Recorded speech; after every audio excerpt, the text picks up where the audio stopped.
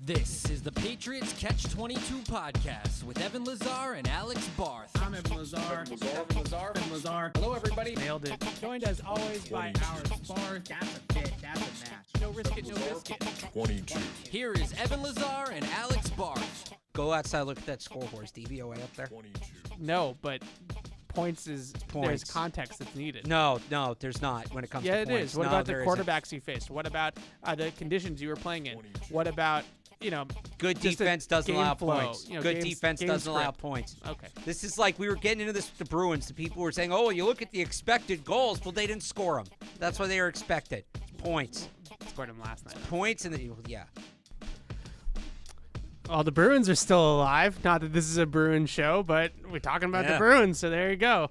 Evan Lazar, Alex Barth, Patriots Catch-22 for the next couple hours here with you. You can join in on the fun at 855-PATS-500 or webradio at patriots.com. And a lot to talk about today, Alex. We were just talking about this walking in.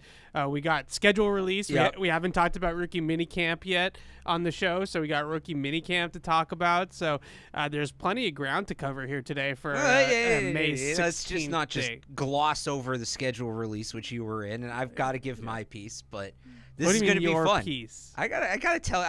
I'm not gonna come on here and nitpick your appearance. Come on. Oh, okay. All right. What do you got? Where was the ponytail? No, I'm not a ponytail guy. You couldn't even get a fake one off Amazon. No, Put because it back there? it looked gimmicky and Yeah, and it's stupid. a schedule release video. No. Yes, it was supposed to be obviously a parody of Goodwill Hunting, but we didn't want to make it look chintzy. We talked about the ponytail. It wasn't something that we considered seriously. All right. Besides that, very good. Well done. Oh, please don't pander. Don't pander. No, the whole thing was. I thought that the basing it around Bill Belichick's dad's book was great. Yeah, that was like a deep cut. Yeah. That we were hoping that people like you, frankly, were gonna get. We knew that the masses probably would gloss over that piece of it, but Right. that was those deep Easter eggs that if you're like a real nut like we are, then you would get. I got to those go things. back through because I was working in the Celtics game last night, so I didn't get to like really scroll through it. But I know there's always Easter eggs. I got to go back and look. But Ernie Adams is fantastic. Yep, in the Robin Williams role. Yeah, of and course. the little post credit scene. Awesome. Marcus Jones brought it. Marcus Jones brought it. I honestly thought that the post credits scene was really the cherry on top of the whole thing. Like that really brought it together, and it was hilarious. Well, one of the Easter Well eggs I done. did notice is you have like the credits card at the very end. Yes. And it's just a bunch of Patriots references, even some people who weren't in the video. Yes. Yeah, so this is, as I am taking absolutely zero credit for the creative direction of this project. I had nothing to do with any of it. I had one line, and they told me when to show up and where to show up and what to wear, and I did my piece. But Alex Francisco, she deserves a ton of credit. She wrote basically the bulk of the script, and then Junhee Chung was the script writer, co-script writer, director of photography, the actual director. He was awesome. He was in his element directing the entire thing the day of as well. So those two people, Alex and Junhee, were really the creative direction. That was their idea, it was their baby. So you got to give them their props. They did it 99% of the script writing and things like that. Obviously, we had Hollywood Deuce's input, which always helps when you have somebody that was in the industry in the past, and our social team has a big hand in all of these types of things as well. But it was I don't want to. I'm hoping Alex is going to be on PU later, and she can obviously speak for herself. Well, tell us about your day on set. Yeah, you know what? It was really cool. I would say that my whole thing was maybe about an hour of shooting, and some of the things we had to move Gronk and Edelman through all the scenes that they were in. Obviously, they had the biggest bulk of it. So some of the reaction shots and stuff like that were filmed, a little bit later in the day. And that was like a month ago now, right? Yeah. So we filmed early April. So probably like April 10th, I want to say, was the day that we did the whole shoot. And it was really cool. Obviously I covered both Gronk and Edelman. Gronk very briefly for one season, and Edelman for his last couple as a Patriot and in the NFL. So here, Jules remembered me, which was cool, and we caught up a little bit. And but I had never done anything like that. But I'm not an actor, that. I didn't act in any school plays. I never did any sort of drama or theater or anything like that growing up. So just Pump the Brakes theater. You're on for you have one line. Yeah, no, I'm just saying I had never done anything that whatsoever. And so it was kind of nerve-wracking, honestly, when they asked me to do it. And I practiced the line a couple times. Obviously, you don't really hear me say much of the line because he cuts me off so quickly, so that was helpful. But I was more than willing to be the butt of the joke. And I've seen a couple of people's responses like, "Oh, you were casted perfectly." Yes, that was the point. The smug know-it-all talking down to people. Yeah. You might have got typecast there, bud. Yeah, that's called the point. Pigeonholed you a little bit. That's the point of the joke. Well, there is. So I sent you last night. There was this tweet that went viral 2 years ago, of basically somebody talking through that scene, making fun of football film nerds. And I don't know if Alex had seen that tweet when she came up with the idea, but it's very funny because it's a similar idea. Let's get Catch-22 in the video next year. Yeah, we'll try to get. Well, as it turns out, we came up with the idea after the fact. Not after the fact, but Deuce was in the background. The person that's closest to me is Michael Rundy, who's one of our video people who actually edited the entire piece. So he's the editor extraordinaire behind everything. So shout out to Rundy as well. And he, it was funny because after we were well, it would have been more sense to have Alex standing behind him, probably, right? When it, Catch-22 and next year, the two dorks, together or whatever. So Zoe weighed in on Twitter last night and asked why I didn't, go outside with Gronk and Edelman and try to fight them when they started talking smack. It's not how the movie goes, luckily for you. Yeah, right. So it was, it was really a cool experience. And the whole video, though, like you said, I have one line. I'm in it for 10 seconds. So many people worked so hard on the entire video and deserve a ton of credit for putting it together and the concept and all that kind of stuff. And, I get unbiased. Not just because I was in it, but because it's our stuff, right? I get unbiased. But I think that we actually go out and try to make a concept out of it.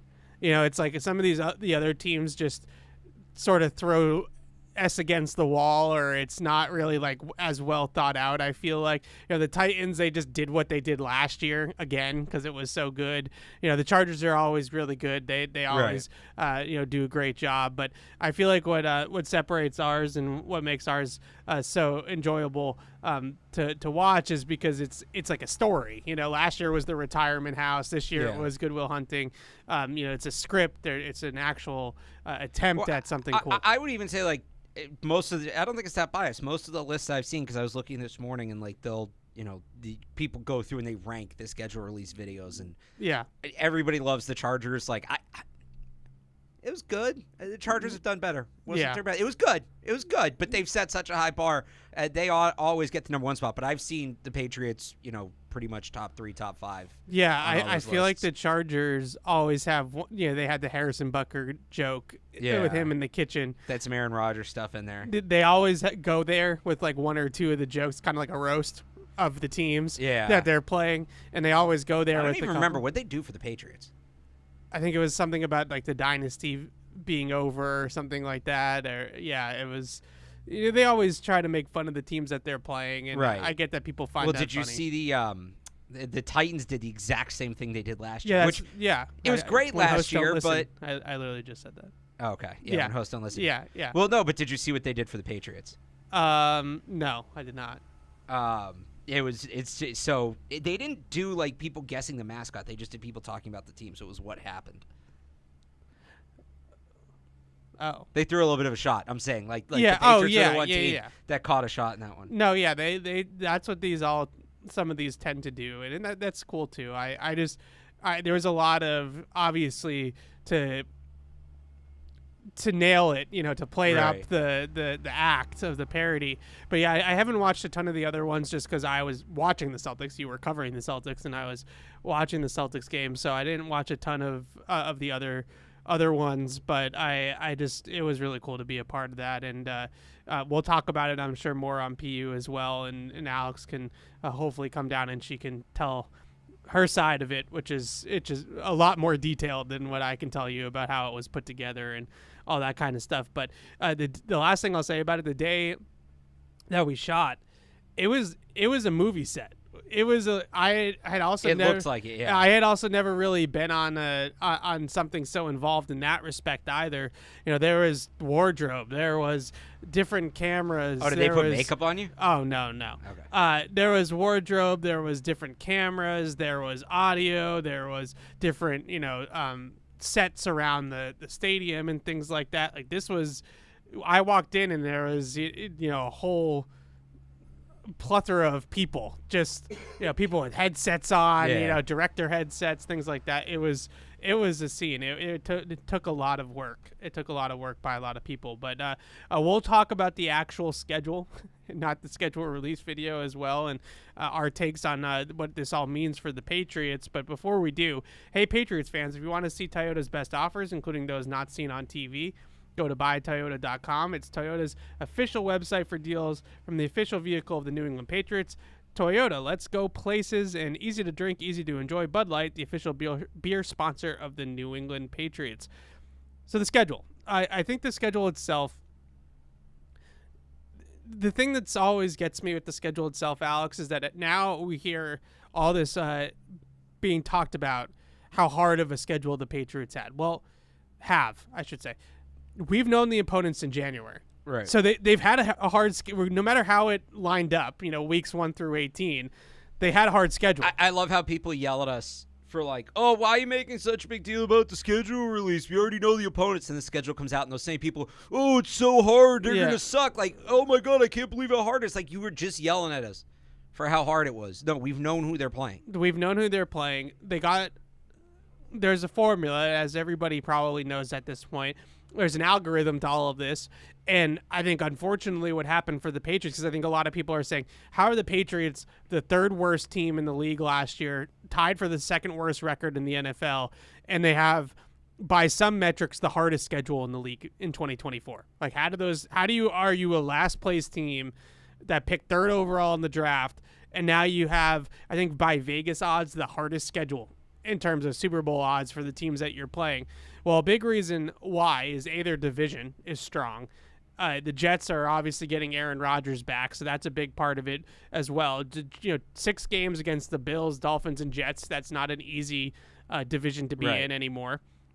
And then what also happened in some other spots, the Patriots drew teams that had down years last year because of injuries, like the Cincinnati Bengals, so their season opener right out of the gate. The Bengals and the Patriots aligned on the algorithm, even though the Bengals are obviously a much better team than the Patriots are, but because of Joe Burrow's injury last year, the Patriots have to play the Bengals. So there's things like that going on. The NFC West is a good division as well. That's the Patriots division this year. So you have the Cardinals, the Seahawks, the Rams, 49ers obviously is the other team there. So that's a really good division.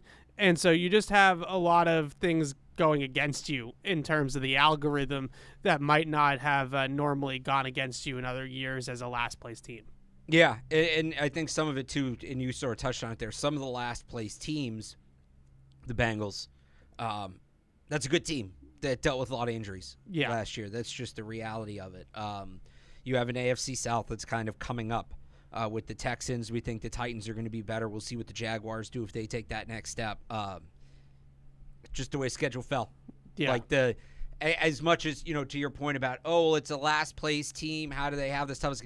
The place you finish in your division only impacts 3 games on your schedule. Yeah. Everything else is based on entire divisions. So in those 3 games are, in this case, the Bengals, the Bears, and I'm trying to remember who the other game is. The Bengals, Bears, and the Chargers. Right, and you're expecting all 3 of those teams to be better than they were last year. Not just better, but I mean, when you talk about the Bengals and Chargers, those are teams people are going to talk about as Super Bowl teams. Right. That just dealt with a ton of injuries last year. So, yeah, that's how that happens. Yeah, that's a tough break for the Patriots, but that's the biggest thing I'm saying is that we already knew the opponents, so you can't be surprised that they're playing a tough schedule in terms of the opponents. So what it really comes down to with the actual order of operations here with the schedule is the bye week is obviously a big one. Yeah. And then also just how many games off, how many days off do you have in between games? And that obviously factors in the bye week and things like that as well. So the one silver lining for the Patriots is that they actually have some of the best rest days in between of any team in the league. I think the only team that has a better net differential of their rest days versus their opponents' rest days is the Baltimore Ravens. I think the Patriots are 2, the Ravens are 1 in that category. So the Patriots have games like they play the Jets on Thursday Night Football, and they don't play the Niners again until that following Sunday.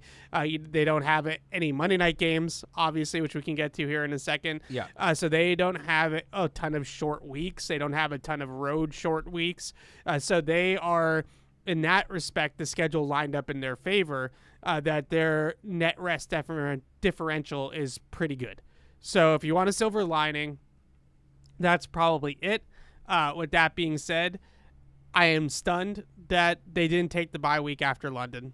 I thought that was going to be something that they would definitely opt into, mainly because it cuts the season in half and gives you a nice opportunity to potentially get Drake May in there in week 9 coming off the bye with the London trip in week 7.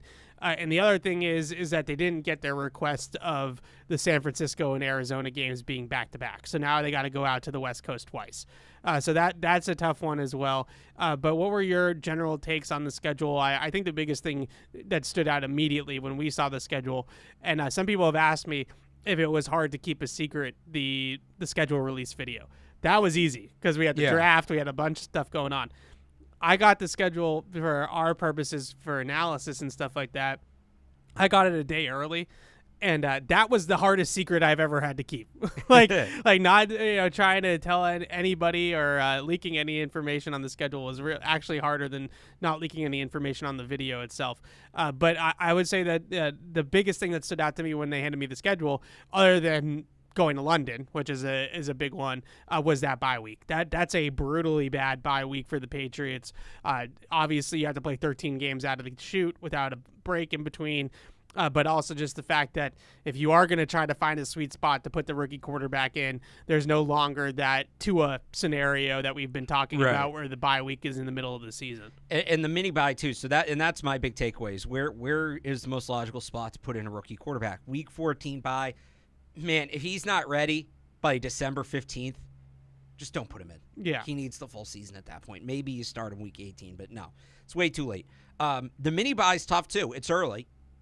And look, 3 weeks in is not, or it would be, week 4 that he'd be taking over is not, he has a little bit of time, but I don't know about for rookie quarterback first game on the road against probably the best defense in football in San Francisco, and that's what that would be. Yeah, So I don't think that's a good one. That's a brutal landing spot. I've seen some people point out maybe when they get back from London, which would be week 8. That's the Jets. At home against the Jets, and then you get a little softer. You have the Titans and the Bears, and we'll see if the Rams defense takes a step back without Aaron Donald. So maybe that's it, and that kind of goes to the timeline I've been using, which is Halloween. But in terms of when do you drop a rookie quarterback in here, that's tough. Now, I'll say this. Last time we did this whole exercise, 2021, they also had the Week 14 bye, which is the latest it can be. Turned out not to matter. Mac Jones won the job in camp. Yeah. So maybe none of this matters. But when I look at this schedule, that's what stands out to me. As for the rest of it, really weird segmentation where you're on the road 3 of the first 4, which if they're not going to start Drake May right away, good. You're getting road games out of the way early. You get that Niners game out of the way early. That's good. Yeah. That's a tough defense. 3 out of 4 on the road, then 3 of 4 at home. Then they alternate a little bit, and then you close the season 2 on the road, 2 at home. That final stretch, Buffalo, Chargers, Buffalo, if they kind of punch above their weight a little bit this year, that could be massive because the Chargers are probably going to be a wild card team. Yeah. The Bills could very well end up being a wild card team. We know what the Chargers look like when they come here in December. And I know that game's still TBD, but it's going to be like December 27th, 28th. It may get flexed to Saturday, which could happen. That could be an elimination game. That could be winner keeps their playoff hopes alive, loser goes home. But there's a real chance. Like, I think Cardinals at Arizona off the bye December 15th, that's the easiest game on the schedule, even though it's on the road. I think that's the easiest game on the schedule. So they'll have the bye, they'll have that. There's a chance that, like, it looks good at that point in terms of maybe they sneak into a playoff spot, but then you got the Bills twice and the Chargers are no joke, even though they're coming here. So it's set up to really come down to the wire. Yeah, that's definitely true. And I also just look at it. You said the Cardinals and is a nice, probably one of the easier games on the schedule, just coming off the bye week there. But the big thing for me is not necessarily competing for the playoffs this year. I just want to see an upward ascension towards the end of the year. Yeah. And they really do set up nicely to come out of that bye week with Cardinals, Bills, Chargers, Bills to end the year, where maybe they do win 3 out of 4. Maybe they do win, all 4 of them, probably not both against the Bills. So I'm going to say generously 3 out of 4. And then you do go into the offseason feeling like there's some positives, like Drake May played well in those 4 games. You hung with the Bills both times. Maybe you beat them one time, here probably. Maybe you beat the Chargers and, his lookalike Justin Herbert, and you start to say, okay, this could really be something. I think when you look at a lot of teams that end up, having that quick ascension in their rebuilds, I look at the Detroit Lions. The Lions, if you remember, the year before, not last year, but the year before, they went on a crazy win streak to end the year and nearly snuck into the playoffs. Then last year they come back and they're one of the best teams in the NFL. Right. That's what I'm sort of hoping is going to happen, is that this is sort of a jumping off point, that we go into the offseason with some momentum, and then you make some more moves in the offseason. You have another strong draft class. Now, some people are also going to hear that and say, well, you're going to win 3 or 4 games down the stretch, and then your draft pick is going to get, you're going to take your draft pick and all that type of stuff. But I think we're trying to get out of that. Yeah. And you had your year to tank, right? Like you did last year. You don't want to become habitual losers. Yeah, like last year was your tank year. You got the 3rd overall pick. You got the quarterback. Now you want to start to build something moving forward. You mentioned Drake May in the landing spot. The spot that I circled was the Jets at home after London. I just think for a couple of reasons. One, I think it's good to get London and all that stuff out of the way. Some of those really difficult road games early on in the year too, out of the way. Let's get that out of the way. Then you have the Jets at home at 1:00, which, yes, it probably will be Aaron Rodgers and they'll be a good team and a good defense and all that kind of stuff. But it's not a marquee game. It's not an island game. It's not a primetime game. So you're putting him in a cushiony spot in terms of home game at 1:00. Like, you really can't get it much easier than that. Then the Titans, who are pretty much like a rebuilding team with a young quarterback, with, on some uncertainty there, new head coach, young head coach. And then you get the Bears, and that one will be the showdown of Drake May versus Caleb, which will be a fun game to watch and for fans and everything like that. So I feel like those 3 games is probably the easiest part of the schedule, the easiest stretch of the schedule, if you will. You get him out of the London game, obviously, if he's ready for it, he's ready for it, but we're talking that he needs time to sit behind Jacoby Brissett for a little bit. You avoid him playing in London. You avoid him playing in that Thursday night game against the Jets, which is the one primetime game on the schedule for the Patriots, which is going to be all about Aaron Rodgers and his return and to football. And that's their home opener too. So that'll be the Aaron Rodgers' return. There'll be a lot of eyeballs on that game. So I think that in general, that's probably the best spot for Drake May if they feel like he needs to start the year and you want to find a nice spot in the middle of the calendar. I would say the Jets at home at 1 o'clock is probably the best spot for him. I don't hate him starting the next week too if like the Jets are rolling and they're 6-0 or whatever at that point, 7-0, and Aaron Rodgers is an MVP candidate and you don't want to throw him to the Wolves against the Jets, then I suppose you could wait 1 week to the Titans as well. The other thing, if they want to do it a little sooner, if the situation's really setting up, when they get back against Miami week 5. Yeah. Because you have 2 home games back-to-back, so that makes it easy. And then he is going over to London, but you have Miami, Houston, and Houston's a tough game, but you have those 2 games back-to-back at home, so at least you cut out the whole travel portion of it. Yeah, it's a weird cluster schedule, like you said, where there's pockets of back-to-back home games and back-to-back road games. They're back-to-back on the road like 3 or 4 times, I want to say. If I remember correctly off the top of my head. Yeah, 3 times. Yeah, 3 times back-to-back road games, which is interesting. So we'll see. It's a tough schedule. It's not an easy schedule. We knew that, like I said at the top. We knew that the opponents were going to be tough. But just in general, the layout of the schedule and the late bye makes it even tougher, I think, in a lot of ways. So now the question is, which games get the throwbacks? Yeah, it's a good question. I still think that the throwback games, personally, should be either some sort of AFL callback, to some sort of AFL matchup or like a divisional matchup. I think like Miami at home in week 5. So Miami at home, I would even say Houston. It could work against Houston. It could. If the the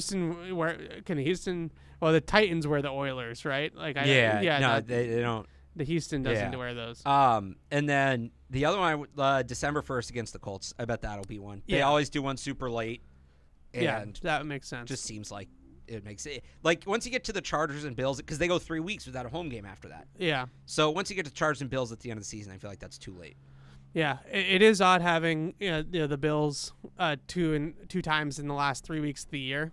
That's another weird one. That's a weird one. And if, like you said, if they are competitive, I don't want to say kind of surprisingly, they are in it. And let's say it is a little bit like Mac Jones's rookie year, and they're a wild card team. There's a chance that they could go to Buffalo again, right? Like you're right. They could play 3 and 4, which is it wasn't quite that Mac's rookie year. But they played Buffalo in week 16, Mac's rookie, and then in the wild card weekend, and then they had played them right before the bye at the end of the year, like week 13 or something like that. So they played Buffalo a bunch, Mac's, in a short period of time, Mac's rookie year as well. So that possibly could happen too with this schedule. There was one more thing. Oh, London. I am actually really looking forward to the London trip. I was a little skeptical about Germany, but Germany won me over when we were there. They did a great job with it. I've always wanted to go to London, never been. Bucket list item for me. Really looking forward to that. I just got to say, I know that there's some fans that don't love the international games, whether it's because of the time of day that they're played or because they want, some fans are from Florida and wanted to go to the Jacksonville was the one game that maybe they could go to. I get all that, but the fans over there are crazy for the Patriots, and it's a ton of fun. And I would venture to say that will be a Patriots home game in Wembley. Like, there will definitely, I think, be more Patriots fans than Jaguars fans there. And when we were in Germany, in Frankfurt last year, it wasn't just people from Germany that were at that game. Like, people from all over Europe flocked to Frankfurt for that game for the Patriots, and it was a lot of fun, and I'm really looking forward to seeing all those people again. The Patriots now have the third most international games since they started doing, like, regular international games in 2007. The Jaguars obviously have the most. They played. This will be 12 and 13 this year because they played 2. Dolphins have played 6. Patriots and Raiders have both played 5. It's interesting. I think that's the one little schedule, Cork. I mentioned the net rest differential is majorly in the Patriots' favor across the board. Yeah, I think it's like one of the biggest of all time, right? Yeah, it is. Since like this millennium, like 2002 or something like that, since all this realignment happened. The one thing that isn't in their favor is that the Jags will already be in London because the Jaguars are playing the week before at Tottenham against who is it against? I forget. The Bears. The Bears. Is it the Bears? And then so the Jaguars are going to be in London 2 weeks in a row, so they'll already be there. So I'm very interested to see both selfishly and for the Patriots' sake. What Gerard Mayo does about that week, is that a week-long trip to London? Is that the Patriots leave on Tuesday, practice Wednesday, Thursday, Friday in London, or what they did last year with Germany is they came just for Friday, Saturday, Sunday, and they flew in on Thursday night. They took the red eye Thursday night across the pond and then practiced there on Friday in Germany. But the difference was that the Colts did the exact same thing. So there was no advantage one way or the other. Now that the Jaguars are going to be there the entire time, it wouldn't surprise me if the Patriots go to London for a little bit longer. Yeah. And that's why, too, Chad Graff from The Athletic, we were talking last night on Twitter, and he brought up, could the London game be where you drop Drake May in? Could be. And I think it comes down to, what does that week look like? Yeah. Are you going to have a full 3 days of practice and all of that? And because, it's going to be a lot on his plate. And it does feel like... How does it line up? It does feel like a Tuesday trip out to London with practice all week in London makes a lot of sense. Yeah. Because, I just mentioned because of the Jaguars, but also just because...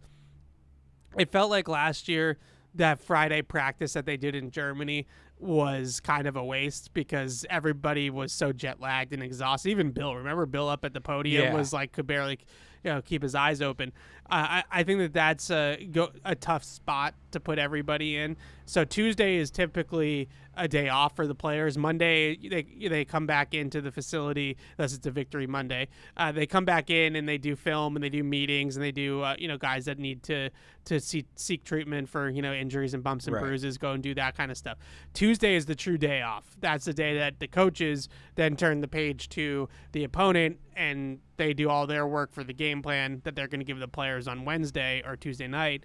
Tuesday is a true day off for the players, and then it's Wednesday through Sunday is the work week. So in my mind, Tuesday the day off. You fly out Tuesday to London, you get everybody there Tuesday night, and then you practice there throughout the week. Makes a lot of sense, especially because they're not doing the West Coast back-to-back now, so that trip is out. They're not traveling at all for joint practices this year, it doesn't sound like, so that's out. There's no joint practices on the road during training camp, so I think that would make a lot of sense. For the two West Coast games, that we'll probably fly out Friday for those, for the Cardinals and for the Niners, but it's not crazy. It's not a crazy long trip or anything like that. It's just got an extra day to get acclimated to the time change and things of that nature. So that's the schedule. You can weigh in on that or whatever you want to weigh in on 855-PATS-500. And we have some rookie minicamp stuff to get to here in a second. But let's take these calls, Alex, and then we'll get into rookie minicamp after. Right. Sean is in Vancouver. What's up, Sean? Hey, it's great to hear you guys live. My jet lag is finally allows me to listen to this show early on the West Coast. Now, I agree that I don't have high expectations for the team this year. That I don't expect playoffs either. My thing is all about development, and the schedule isn't a surprise to me. I mean, the main thing is they're not a good team, so the schedule's going to be tougher. It makes sense. But in terms of what I am looking for is development, and my concern is the left tackle. If that is an issue, is that going to hold back the development at quarterback?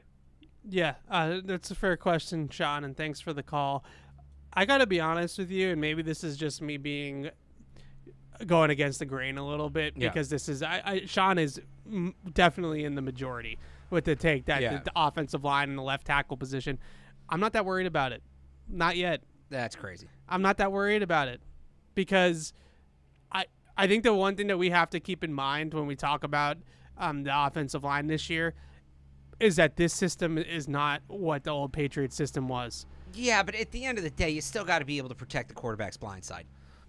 But their protections are going to be significantly different. I know, but such a perk of running this kind of offense is that it's probably the most offensive line friendly scheme in football because of all of the misdirection, because of all the play action, because there really isn't a whole lot of exposure to one-on-one pass rush. Like, you're really only going to be exposed to true one-on-one pass rush 10 times a game. A lot can happen in 10 plays. I'm not disagreeing with you on that, I guess, but I just think that the old Patriots offense. That's a downhill scheme that is, very, very heavy on the offensive line. I think there was a lot on their plates most weeks. Yeah. They're going to move the pocket a ton. I would just say it'd be one thing if they had a left tackle that we maybe didn't feel great about, to go back to the Isaiah Wynn days, right? It'd be one thing if they had a left tackle we didn't feel great about. They don't really have a true left tackle.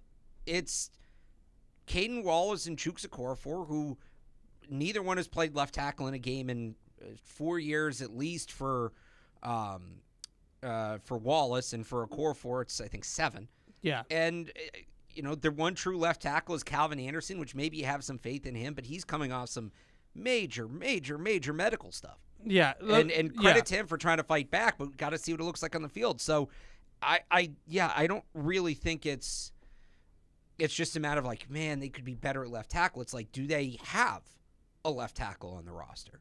That's fair, and I'm not sitting here telling you that they have good options. Don't misconstrue me saying I'm not as worried about it as other people. No, you're saying that the scheme will cover it up. Yeah, I think the coaching and the scheme and the quarterback play will cover it up. How much can the scheme really cover that up? Because it's not even there's a baseline there. A lot, though, because I think the biggest thing is that, first of all, we've watched a quarterback in Mac Jones turn it, no offense to him, into kind of a puddle anytime there was pressure. Yeah. And I'm hoping, and maybe this is too optimistic, but on top of the fact that the scheme is a big part of it, I'm also hoping that they have quarterbacks now, especially one quarterback in particular, Drake May, that isn't going to be a puddle against pressure, that isn't going to be a deer in the headlights, that can't move off his spot, that can't get outside the pocket, that can't elude rushers.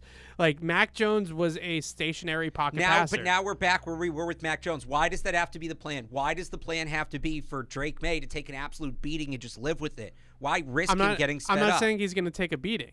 I'm saying that he's going to be somebody that's athletic enough to, if the left tackle gets beat, we're not all just going to be, well, that play's over. You know what I mean? I don't know what that is, but that's cutting off your take. Yeah, the first time that happens. The second time that happens, maybe it's fine. What about, I think that TV just absolutely is gone. I don't know. It's restarting itself. What is happening? Anyways. The first time that happens, maybe that's the case. The second time that happens, maybe it's the case. What about the 10th time, the 15th time, the 20th time, and on and on? I don't know. I think I'm not worried about Drake May getting sped up. I'm not. I don't know how. I'm not as worried about him as I was with Mac Jones, but how can you not be a little worried? I'm just not. I just think that we saw some really, really a bad quarterback play under pressure here for the last 2 years, and so now a lot of people's brains are, his feet are going to turn to mush, his brain's going to get spread up, and he's going to turn the ball over like crazy, and it's sack, pressure, fumble. But a lot of that was tied to offensive line play. Because of the type of quarterback that you had. I guess we'll see, but you look at the other teams running this scheme, they pretty much all have, if not elite left tackles, very high-level left tackles. Yeah. So how can the Rams don't have a high-level left tackle. Who's their left tackle? Well, Andrew Whitworth retired. Right. So I know that. Not Whitworth. They draft somebody? Oh no, they didn't. They don't draft anybody ever. I don't know. I'm thinking that. Is Alaric Jackson? Yeah. That's my point. And was he there last year? The point being, but most of these teams have good, solid left. Alaric Jackson has experience playing left tackle in the NFL. He's done it.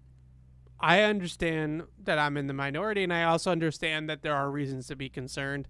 I am cautiously optimistic that between the quarterback play, because there's two different ways to go about it from a quarterback perspective. You can either be Tom Brady, who just gets rid of the ball so quickly that it doesn't matter, or you can be an athlete back there that it doesn't matter.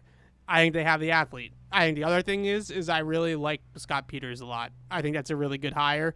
I think he's technically he's going to coach guys up, and I think schematically they are capable of covering up a weak link on the offensive line. So if you're going to tell me Scott Peters is going to make these guys capable left tackles, okay. Within the confines or the framework of what they're going to ask them to do, I think that if you're telling me they're going to turn these guys into serviceable left tackles, fine. If you're telling me it's another year where they don't really have a serviceable left tackle and it's just a revolving door trying to get them through the season, I think any system can only cover that up so much. I know everyone's going to agree with you. I'm just telling you that I feel like we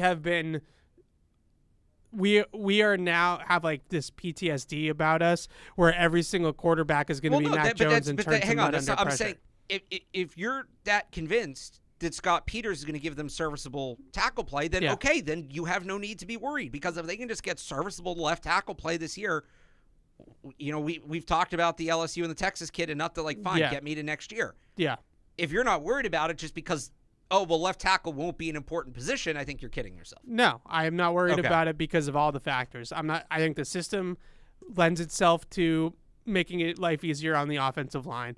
I think Scott Peters is going to be a good coach for them. I think he's going to get the job done in terms of coaching. And I think that once they get Drake May in there, then they're going to have a real athlete at the position. We're so used to, over the last couple of years, watching a guy that can't get out of the pocket, that couldn't escape pressure, that couldn't elude guys, that couldn't really stand in the pocket and still deliver throws accurately with zip while under pressure. Because if he was thrown off his back foot, we have interceptions like in Germany last year, right? Like that was what we were watching. And I feel like everybody just thinks every single quarterback's going to turn to mush at this first sign of pressure because of some of the things that we've seen here over the last couple of years. And I'm just telling you that that's not every single quarterback just completely turtles under pressure. I get that, but it's also not great to just assume he's going to be fine either. Because a lot of really good quarterback prospects who are mobile have developed issues with pressure because they see it too much. I mean, maybe they just weren't very good. Just for example, I understand it's a different scenario. He had better receivers, yada, yada, yada. We do this all the time. But Joe Burrow was just good. Even before they got Jamar Chase's rookie year, he was just good. Yeah. And there was pressure all over him. Andrew Luck, everybody says, Andrew Luck, they ruined him, yada, yada. Andrew Luck got the Colts to the playoffs multiple times with a horrible offensive line. And then his career got cut short because he got hit too much. No, his career got cut short because he quit. Why did he quit? Because he was getting the crap beat. Yes, because he was getting the crap beat out of him. He would have quit. Yes, he would have quit no matter he what. He quit because he was getting the crap beat out of him. He didn't want to play football anymore. Because he was getting the crap beat out of him. I disagree with that. I think Andrew Luck just didn't want to play anymore. Because he was going out there every Sunday and I disagree. I think he just didn't want to play anymore. Right, I'll tell you why he didn't want to play anymore. No, he quit 10 years early for no reason. He couldn't play. He was so hurt at the end of his career. He was so banged up at the end of his career. Fine. He was not. Yeah, Andrew Luck, this is a bizarre take. Andrew Luck was not fine. You actually think that Andrew Luck retired from football because he was injured? Not just because Andrew Luck just decided he was done. I think he decided he was done because he was done taking a beating every week, and he knew the Colts weren't going to help the offensive line. Come on.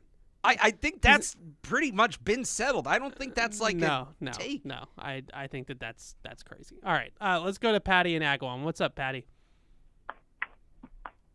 What's up, guys? How are you? Good. How are you?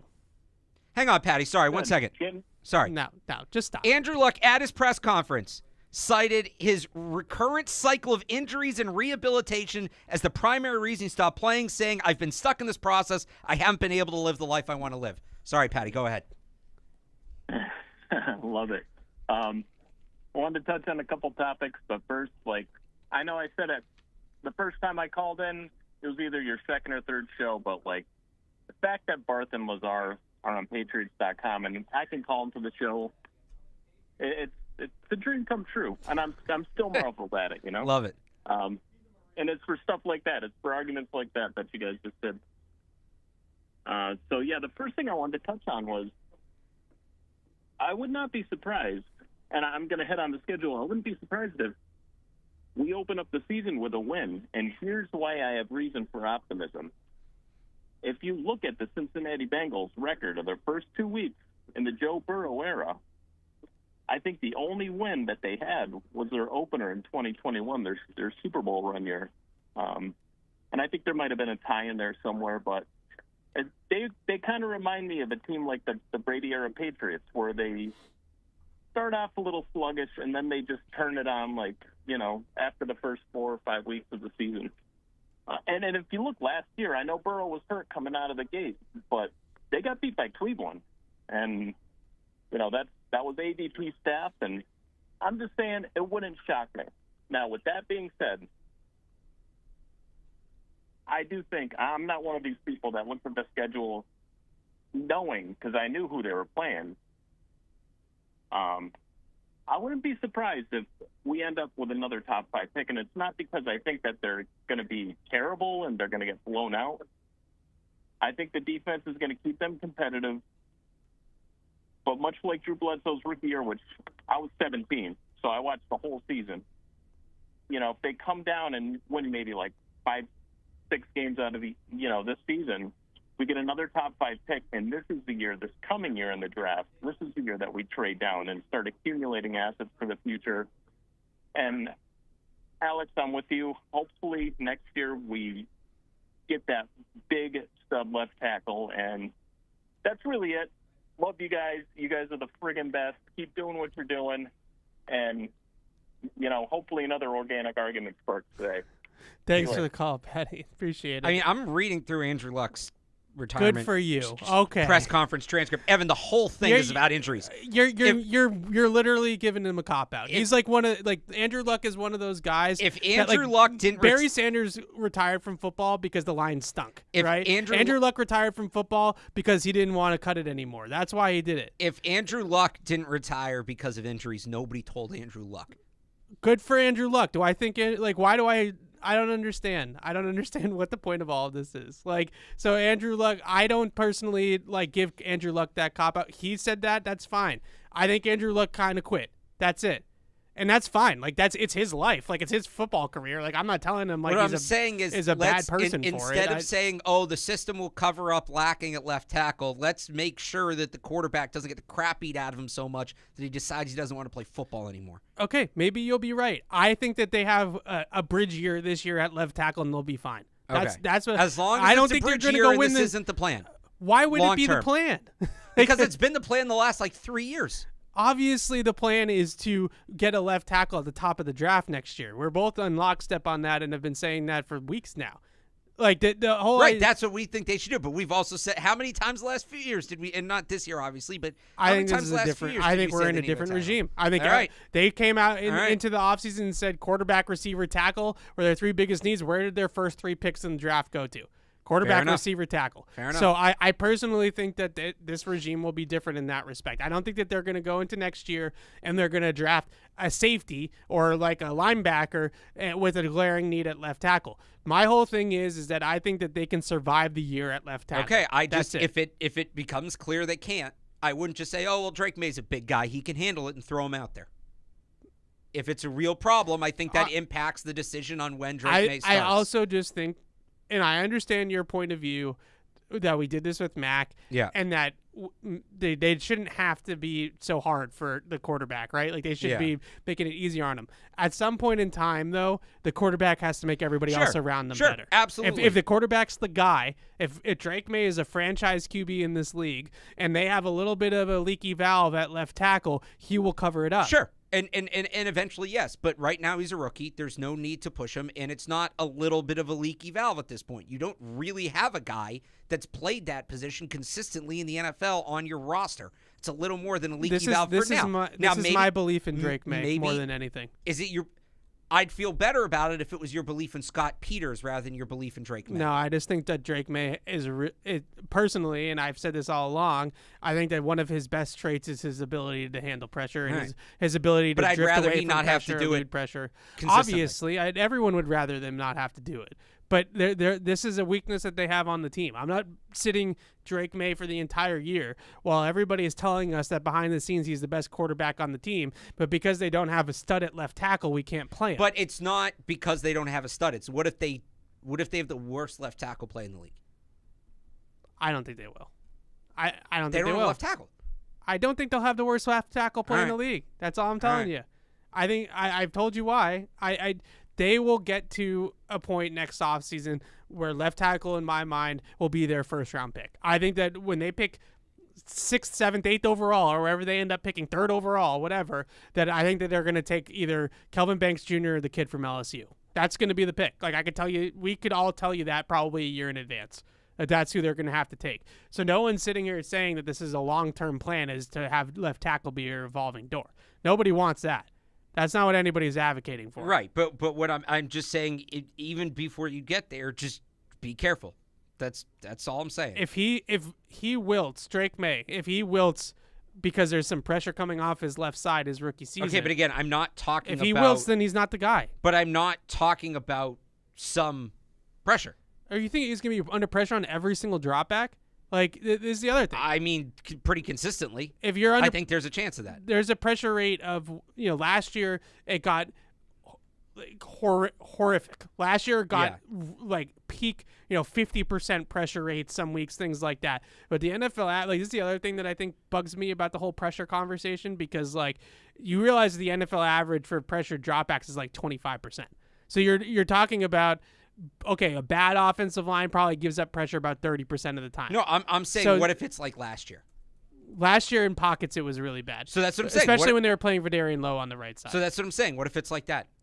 Well, once they got to Mike Onwenu playing right tackle last year, it wasn't horrible.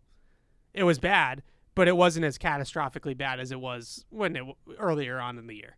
So if it was like it was in Dallas, or like it was against New Orleans, or a couple of the, I think the early Jets game was like a 50% pressure rate or something like that, then yeah, that's an environment that you cannot survive in, no doubt. And what have they done to change the position since then? They drafted a right tackle. They have different bodies in there. They have different coaches. They So have a okay, different the coaches. system. So the coaches. If you're going to tell me Scott Peters is going to fix it, I'm all in. But that's what I think they're counting on. I don't want to say Scott Peters is going to fix it, because I think that fix it is too strong of a way of putting it. I think they're going to make it manageable. Or make it. If you're going to tell me Scott Peters is going to make it manageable, then fine. Yeah. If you're going to tell me that so PFF, you know how strong I feel about this. I'm going to PFF. Oh, jeez. Their highest ranked left tackle last year was Connor McDermott. He was the 38th ranked tackle in football. He's no longer on the team. And you understand why I'm a little hesitant about saying that position will be. They also didn't have an offensive line coach. They didn't have a lot. Okay, so if you're going to tell me it's Scott Peters, then there you go. But I'm saying if it's like it was last year, yes, I'm worried about putting Drake May in there. Don't be worried. However good he is at handling pressure, because that's an extreme amount. It's an extreme amount. At some point we got to stop treating the quarterback with kid gloves. At some point, he's going to have to go out there. Yes. It's the NFL, and he's going to have to make plays. At some point, you do have to stop treating him with kid gloves. His first start, you could still be a little careful. I'm not saying right out of the gate. Also, to Patty's point about the Bengals, they have had a track record of starting slow and finishing fast. Yeah, that's a good point. That's a good point, but I actually think even on top of that, Burrow hasn't played a game. When's the last time that Burrow played whatever that Thursday night was? No, that's a sneaky winnable game. Yeah, I'll say that. Yeah, I mean Burrow. You have to think that there might be a little bit of rust with Burrow. Certainly. And on top of there being maybe a little bit of rust, how much is he really going to play in the preseason coming off an injury? Right. And you also have to look at, I think he'll be the same guy. I'm not, but there is a chance. But is he going to be the same guy right away? And there's a chance that it's an elbow injury. It was a weird injury. Wasn't it a wrist injury? I think it was an elbow. You're just terrible with these injuries. I'm pretty sure. Because I remember that Thursday night game, him grabbing at his hand. They kept showing him grabbing at his hand. Pretty sure it was an elbow. He had a torn. I'm not even going to try to pronounce this. Some ligament in his right wrist. Yeah, I think it was like wrist, forearm, elbow. Like it was a throwing injury. It is the scapholunate ligament. You see what you're making me do here? Scapholunate ligament, which is it's in the wrist. It's in the wrist. It's a wrist injury. Okay, well, wrist injury, elbow injury. The point is that a injury to your throwing arm, hand, whatever you want to call the wrist. We got to see if it's going to be the same for him, right? I mean that's only and Andrew Luck got ruined by all the injuries. So just remember, the wrist bone's connected to the arm bone. What? It's a wrist. It's an elbow. It's the same thing. It's the same thing. arm injury. These airhead Hollywood actors, man. How do we deal with it's it? an arm injury to his throwing arm. That's all that matters. Yes. Okay? And that we're getting feisty today. Jeez, my goodness. I think he's jealous. I think that's what it is. That's my point with the Bengals, is more so than maybe their history out of the gate, is that it's probably going to be the first time that Joe Burrow's played like a real game in a year. So, well, also, and I think he will, but is T. Higgins playing? Yeah, he'll play. Think so? Yeah, I think the Bengals are running it back for one more try. Yeah, but I don't think he's going to play on the tag. I think they're actually going to have to pay him if they want him to do that. We'll see. He might sit a couple games out and see what happens. I'm not saying that we're giving them a win in week 1 against the Bengals. No, we're not. I'm not getting so there yet, so if the quarterback is still hurt from last year, really badly, and if the receiver holds out to the regular season, which nobody's really done since Le'Veon Bell, and Scott Peters fixes left tackle, and Scott Peters is the second coming of Dante Scarnecchia, and like half the Bengals, forget their cleats back in Cincinnati and have to play in basketball shoes, and the game's in Cincinnati, but okay, yeah.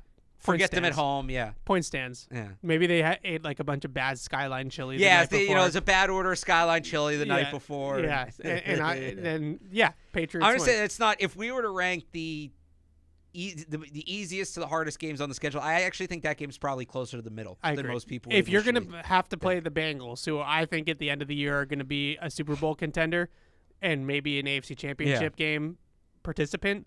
Playing them in week 1 is the Should we do this? Should we do? All right. What's the hardest game on the schedule? San Francisco. That's one. Okay. Second hardest game on the schedule. I'm gonna give you a weird one, but I actually kind of believe this. At Miami. Yeah. Miami. Probably it's just late based in off the the year. history and all that stuff. It's later in the year. It's down there. It's a good team. I would say So I'd say is home versus Miami a tougher game than Cincinnati? Probably not because just home against Seattle I think is an easier game. Yeah. At the Jets Thursday night is definitely a tougher game. Definitely. Yeah, and I think at Bills is definitely a tougher game. At Bills, home against Texans?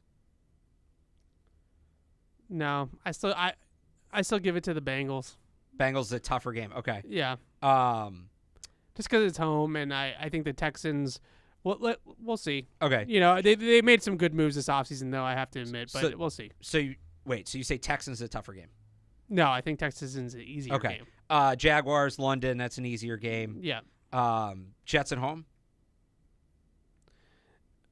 I think that's a relatively like a neutral game because I think at that point. Is it a tougher game than the Bengals, yes or no? No. Okay. At Titans, no. At Bears, no. Rams at home. Rams at home, is that a tougher game? No. Okay. We did Dolphins. Home against the Colts, not a tougher game. At the Cardinals is not. We did one Bills game. How about the other Bills game? Bills at home. I would say Bills at home's easier game. Okay. And then Chargers obviously an easier game. Chargers game. Coming out here. All right. So we have that as the 5th hardest game on the schedule, which it sounds about right. Yeah. Can we not crown the Chargers yet? Let's not crown the Chargers. Well, crown them or not. West Coast, LA, indoor team coming here in late December. How many times we've Herbert crowned the Chargers? has sucked here. I know that Jim Harbaugh is a good coach. Well, I know he's got a good track record. I was so ready to crown them in the past, despite their idiot coach. How many times we crowned that guy? Now they have another idiot coach that I'm less willing to crown. So you don't have to worry about that with me. My only concern, and I know Blake Corum ain't walking through that door. I know people are going to hear this in 3 years. He actually might. He's across town. If I'm totally wrong, then I'm going to look like an idiot. But my biggest concern with the Drake May era is that it's going to be just like Justin Herbert, where he's great, but the team just isn't winning. And for some reason, as great as the quarterback stats are and all that kind of stuff, I love Justin Herbert. I think he's an incredible talent.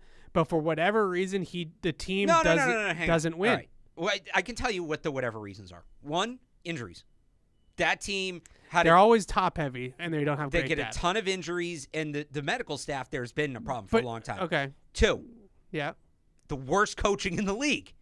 Justin Herbert has had the worst coaching in the league. It's been up there. Not up there. The coach actively kept them out of the playoffs once. That was it was games with names the other week. Julian Edelman and as I haven't gotten to listen to it, I want to. And Max Crosby. Remember that overtime game?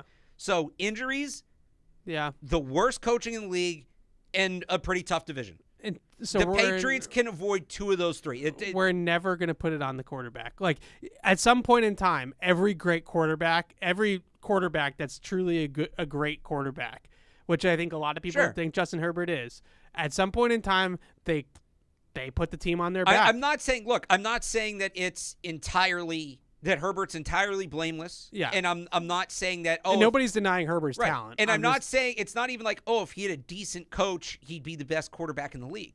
But he has had an anchor strapped to him in a way no other top quarterback in this league has had. So we'll see. Now, I don't think Harbaugh's a great coach either. So not much better in that regard. Maybe, they've gotten rid of some of those older injury-prone players. Maybe that turns something around. Yeah. But, no, it's not for whatever reason the Chargers don't win without Justin Herbert. They had the worst coach in the league with his nose buried in an Excel spreadsheet. I'm just saying, I know Brandon Staley catching strays even though he doesn't have a job. I wonder why that is. No, he does. Didn't somebody hire him as a consultant? Maybe like the Niners. He might be on like somebody's defensive staff somewhere. Yeah, he's the assistant head coach for the 49ers. Yeah, I thought so. Yeah, that's an alarming coaching staff. I'm just saying that I'm not a big QB wins guy. I'm not. But I just think that in general, more times than not, if a quarterback is as good as some people say Justin Herbert is, that team's pretty good. Even if they underachieve ultimately. Like, if a couple years ago when they lost in the playoffs, there was in the 31-0 like Trevor Lawrence comeback game, right? That was the Chargers. That even if they end up losing the playoffs, they're still like a 9-10 win team just because the quarterback is in the offense and all that. Right. No, but again, so I don't think the Patriots coaching will be that bad ever. I don't think any team's coaching will be that bad ever. I can't imagine a coach actively deciding let's not make the playoffs. And they've generally had a very strong medical staff here. Hunter Henry's a great example of this. Yeah. Was with the Chargers. No, their medical staff is notoriously bad. Right, was constantly hurt, comes here, and I think he's missed, 3 games in his 3 years here? Something like that? Yeah. So, that you hope. Again, it's not to totally placate Herbert, but there are certainly things outside of his control that are just I'm just not crowning the Chargers yet. But are you desperate in desperate need of a great night's sleep, Alex? Kind of seems like it. I'm on like 4 hours of sleep, and the NCAA football trailer is about to drop, so I'm about to. Oh, my God. Are you in desperate need of a great night's sleep? Spring into better rest with whole sleep solutions from Bob's Discount Furniture. Choose from tons of Bob-O-Pedic mattresses, feature-packed adjustable bases, and plenty of stylish bedroom sets, or snag them all for your ultimate sleep setup. So stop by and sleep better with Bob's Discount Furniture, the official furniture store of the New England Patriots. Let's go to Jay in Arkansas. What's up, Jay? Jay, what's up? All right, give us a call back, Jay, and we'll get you on the air. You want to do some rookie minicamp? We'll do some rookie minicamp takeaways. My biggest takeaway of rookie minicamp is that we should have 0 takeaways from rookie minicamp. That's it. Pretty much. I'm going to give you takeaways because that's our job. Our job is to give you takeaways. But if you went out to that practice, seriously, went out to that practice on Saturday, watched 1 hour of the glorified combine that we watched, like literally just guys running around in shorts and a t-shirt, having a good time, and you came away with that with some thesis on any of these players, any sort of real concrete, I feel this way type of stance on any of these players, then I don't know. I don't know what to tell you. Like that is a major overreaction on your part. This was a 1 hour practice on a Saturday morning on rookie minicamp where half the guys on the field were rookie tryout players that aren't going to be on NFL rosters. The other half of the guys were in their like second practice in the NFL ever, and nobody was in pads. There was one period of 7-on-7 where there was semi-real football, and it wasn't. I wouldn't even call it real football. I'd call it semi-real football, and yet we have people, I'm not going to name names. Yeah. I'm trying to be better about that. We have people that are saying these huge proclamations.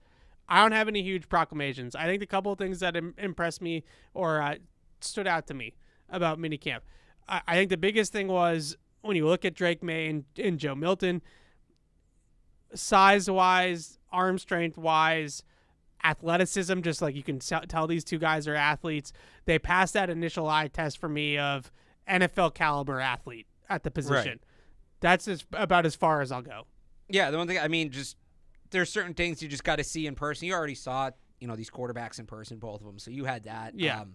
But Jalen Polk, just one observation is he was moving. He moves really smooth for a guy his size, which is encouraging. Beyond that, I mean, they're getting Caden Wallace and Layden Robinson ready to go on the left side. That's where the jobs will be to compete for. And, yeah, like you said, I mean, what they were doing, like Bill used to say at the start of OTA, it's like what we're doing really doesn't resemble football. Yeah. Yeah, I think the biggest thing that, in terms of the quarterbacks, we'll stick with that. I don't think we really saw, and I said this to you, I don't know if it was on the show that we did, the Sports Hub podcast that we did together, but I don't really think we really saw for either guy, Joe Milton or Drake May, the old driver come out of the bag. This was not a practice to showcase Drake May's arm talent. Like, this was not a practice that they were throwing the ball down the field a ton, that they were asking him to drive the ball a ton. You haven't seen the real Drake May experience quite yet. I'll tell you that. Right. The other thing I would just say quickly, they're really going slow, and they're going half speed for a lot of these drills.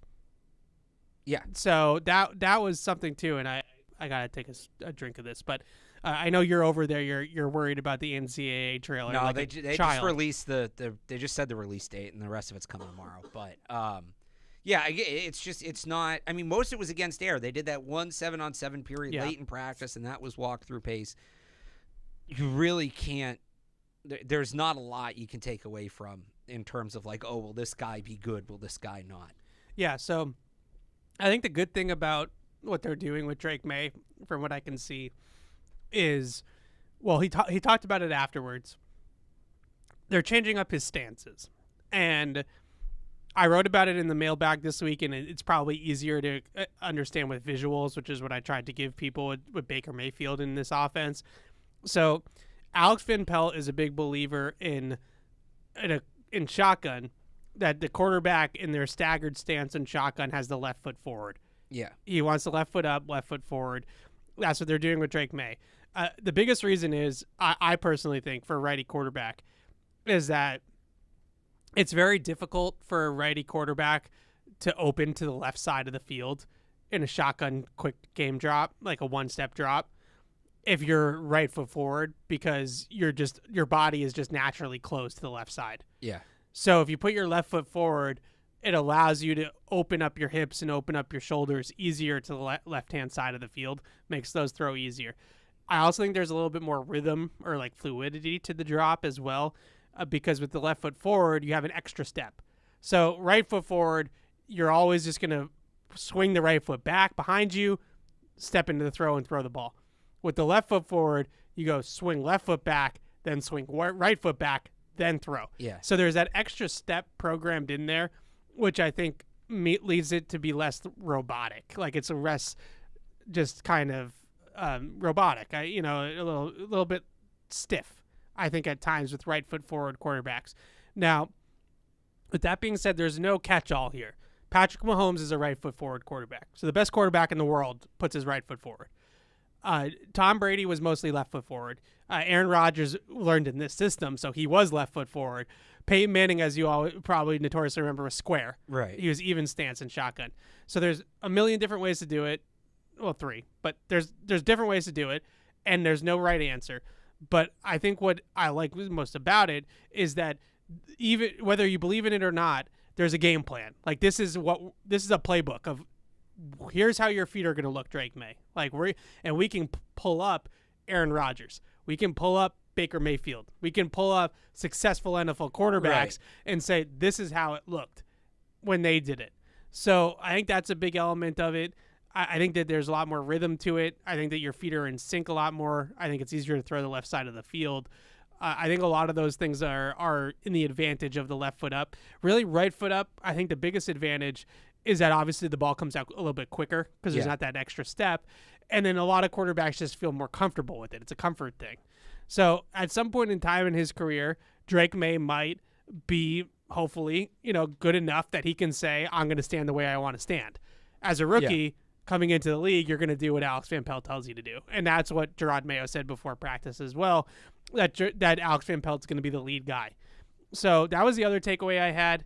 Other than the footwork, they drilled dropbacks from under center and from shotgun, as you would expect. They're working on the under center stuff coming out from under center. That's going to be a adjustment period for all these quarterbacks coming out of college now. Even Bailey Zappi and Mac Jones barely spent any time under shotgun or under center. So that's an adjustment.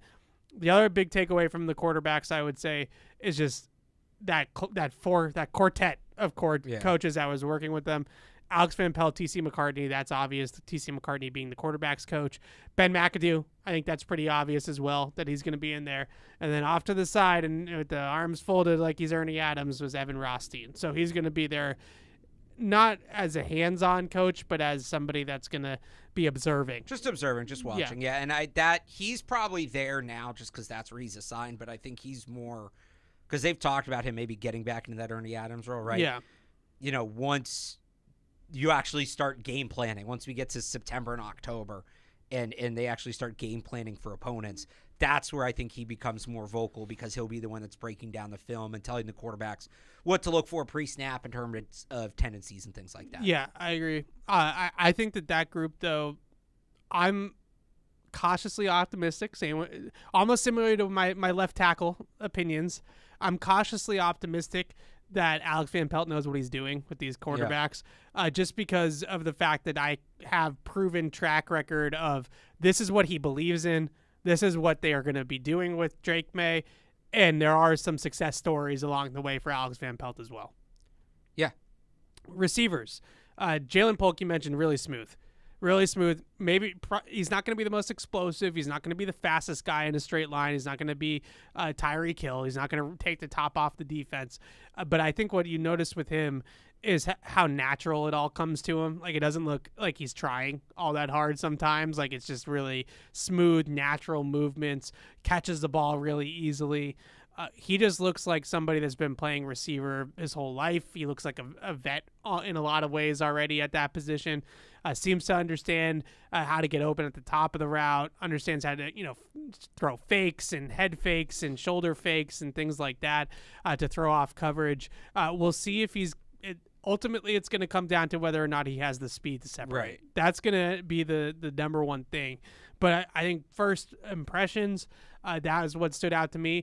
There's a lot of really good receivers that I've watched, not necessarily in Patriots practice, but in joint practices and things like that aren't burners, but they are just so crafty with it and so natural with it, and everything looks so smooth that you can see that, that's an NFL receiver. Yeah. That's sort of how I came away from Jalen Polk. Yeah, I think we said this after they drafted him. Like, they went out and they drafted a football player. He may not be the best athlete, but he's a really good football player, and as long as he has that baseline level of athleticism, which we think he does, he's going to be a factor. Yeah, I think that early on in the process, some people were using the Jacoby Myers comp, and I didn't really see it. I just didn't really see it with Jalen Polk.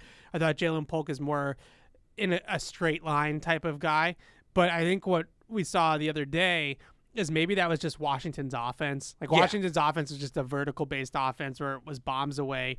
I think now that you see him a little bit more up close, there's a lot of Jacoby Myers, like a little bit of a slender frame, but tall, good size to him for an inside receiver, great hands, body control, IQ, just wits about him, craftiness about him.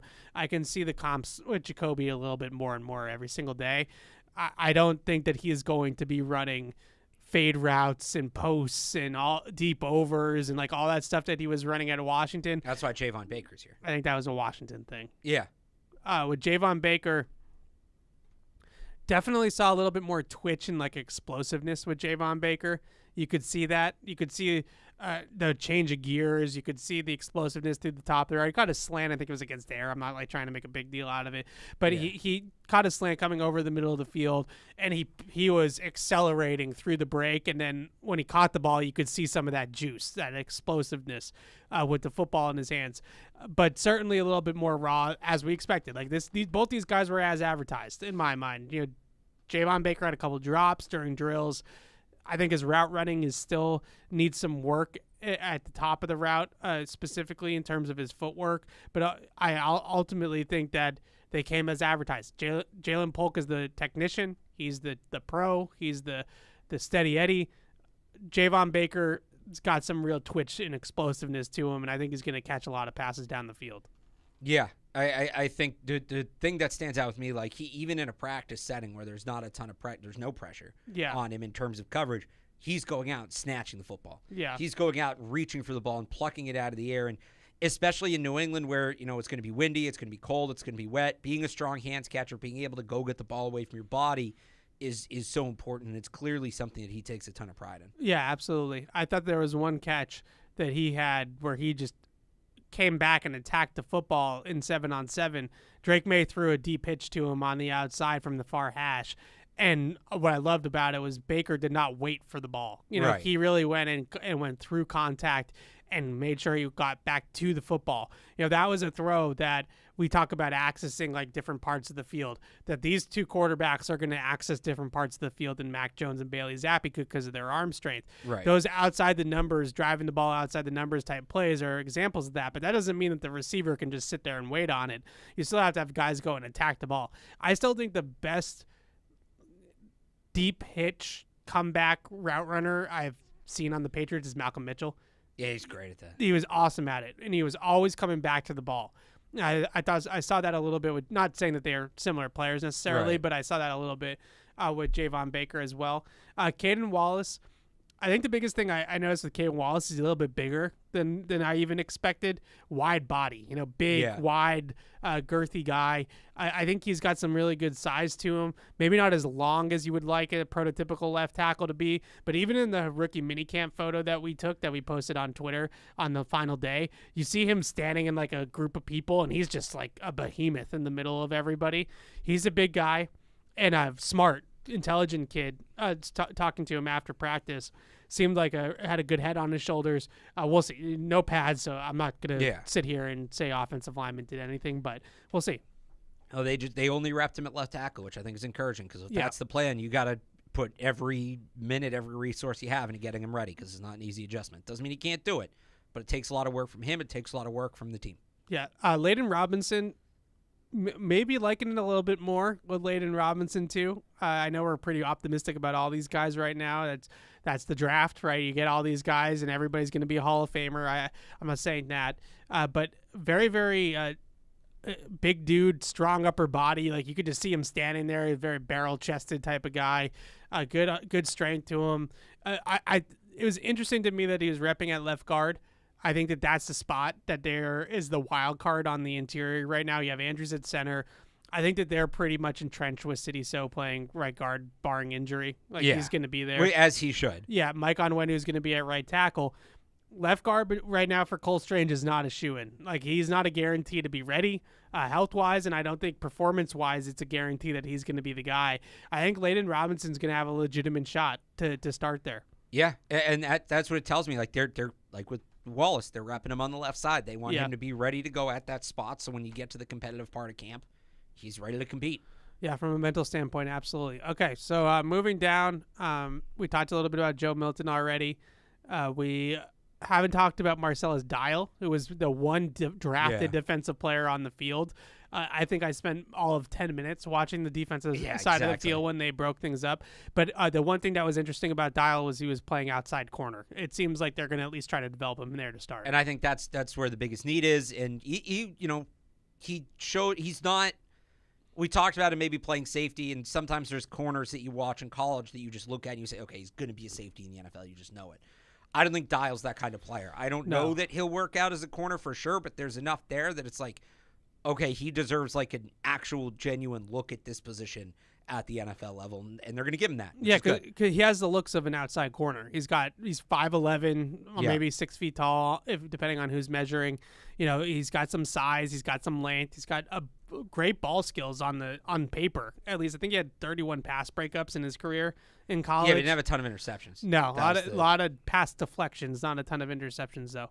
But 6 foot 190 at the combine. Yeah, 6 foot 190 with like a 4.4. I mean, that's an outside 4.46, 40.5-inch vertical. That's an outside corner build and athletic profile. So I definitely would see what you have there first. 32-inch arms too. And then maybe if it fails there, that's when you move him inside to safety. Yeah, I'm not saying he's a lock to stick at corner, but there's, like you said, there's enough there that you at least have and you have to give him a real look. Not all right, we're gonna play out here for a couple weeks in OTAs and then move you back to safety when we start install. Like, no, I want to see him playing kind of like Isaiah Bolden last year. Remember we talked about Isaiah Bolden maybe play, and obviously he got hurt and he didn't get to finish out the preseason, but we talked about him maybe playing some free safety, but there was enough there we saw in camp where it's like, let this guy play out on the boundary one-on-one against receivers in some preseason games, and let's actually see what this looks like because there may be something there. Right, and then Jaheim Bell, the last draft pick.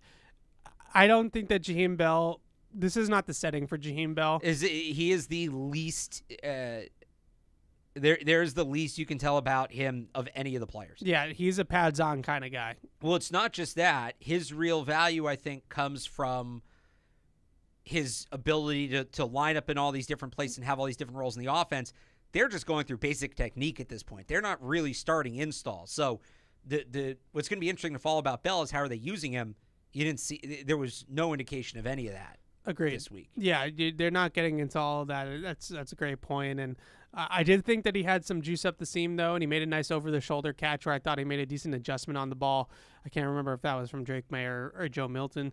I want to say Drake May, where I thought he made a nice adjustment on the ball and kind of contorted his body a little bit to call in the pass. That's the one thing that I think stood out to me watching him a little bit more at FSU once they made the pick.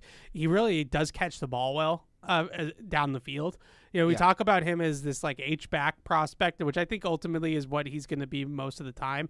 But he has that 4.6 speed to stretch the seam, but I also think he catches the ball down the field really well too. Better than some guys that are in that mold, Like I think when you think of that H-back, you think of like a Kyle Juszczyk type. I don't think that he's going to be the blocker that Kyle Juszczyk is or the IQ player that Kyle Juszczyk is or any of those elements that Juszczyk brings to the table. But when it comes to stretching the seam, getting above a linebacker or safety, and then being able to actually go in and make adjustments and catch the ball and things like that.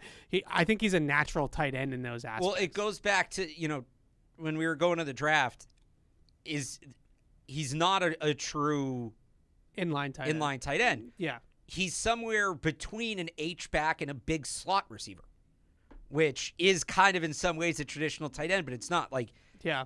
I think there are probably some teams that looked at him as a big slot receiver in the draft.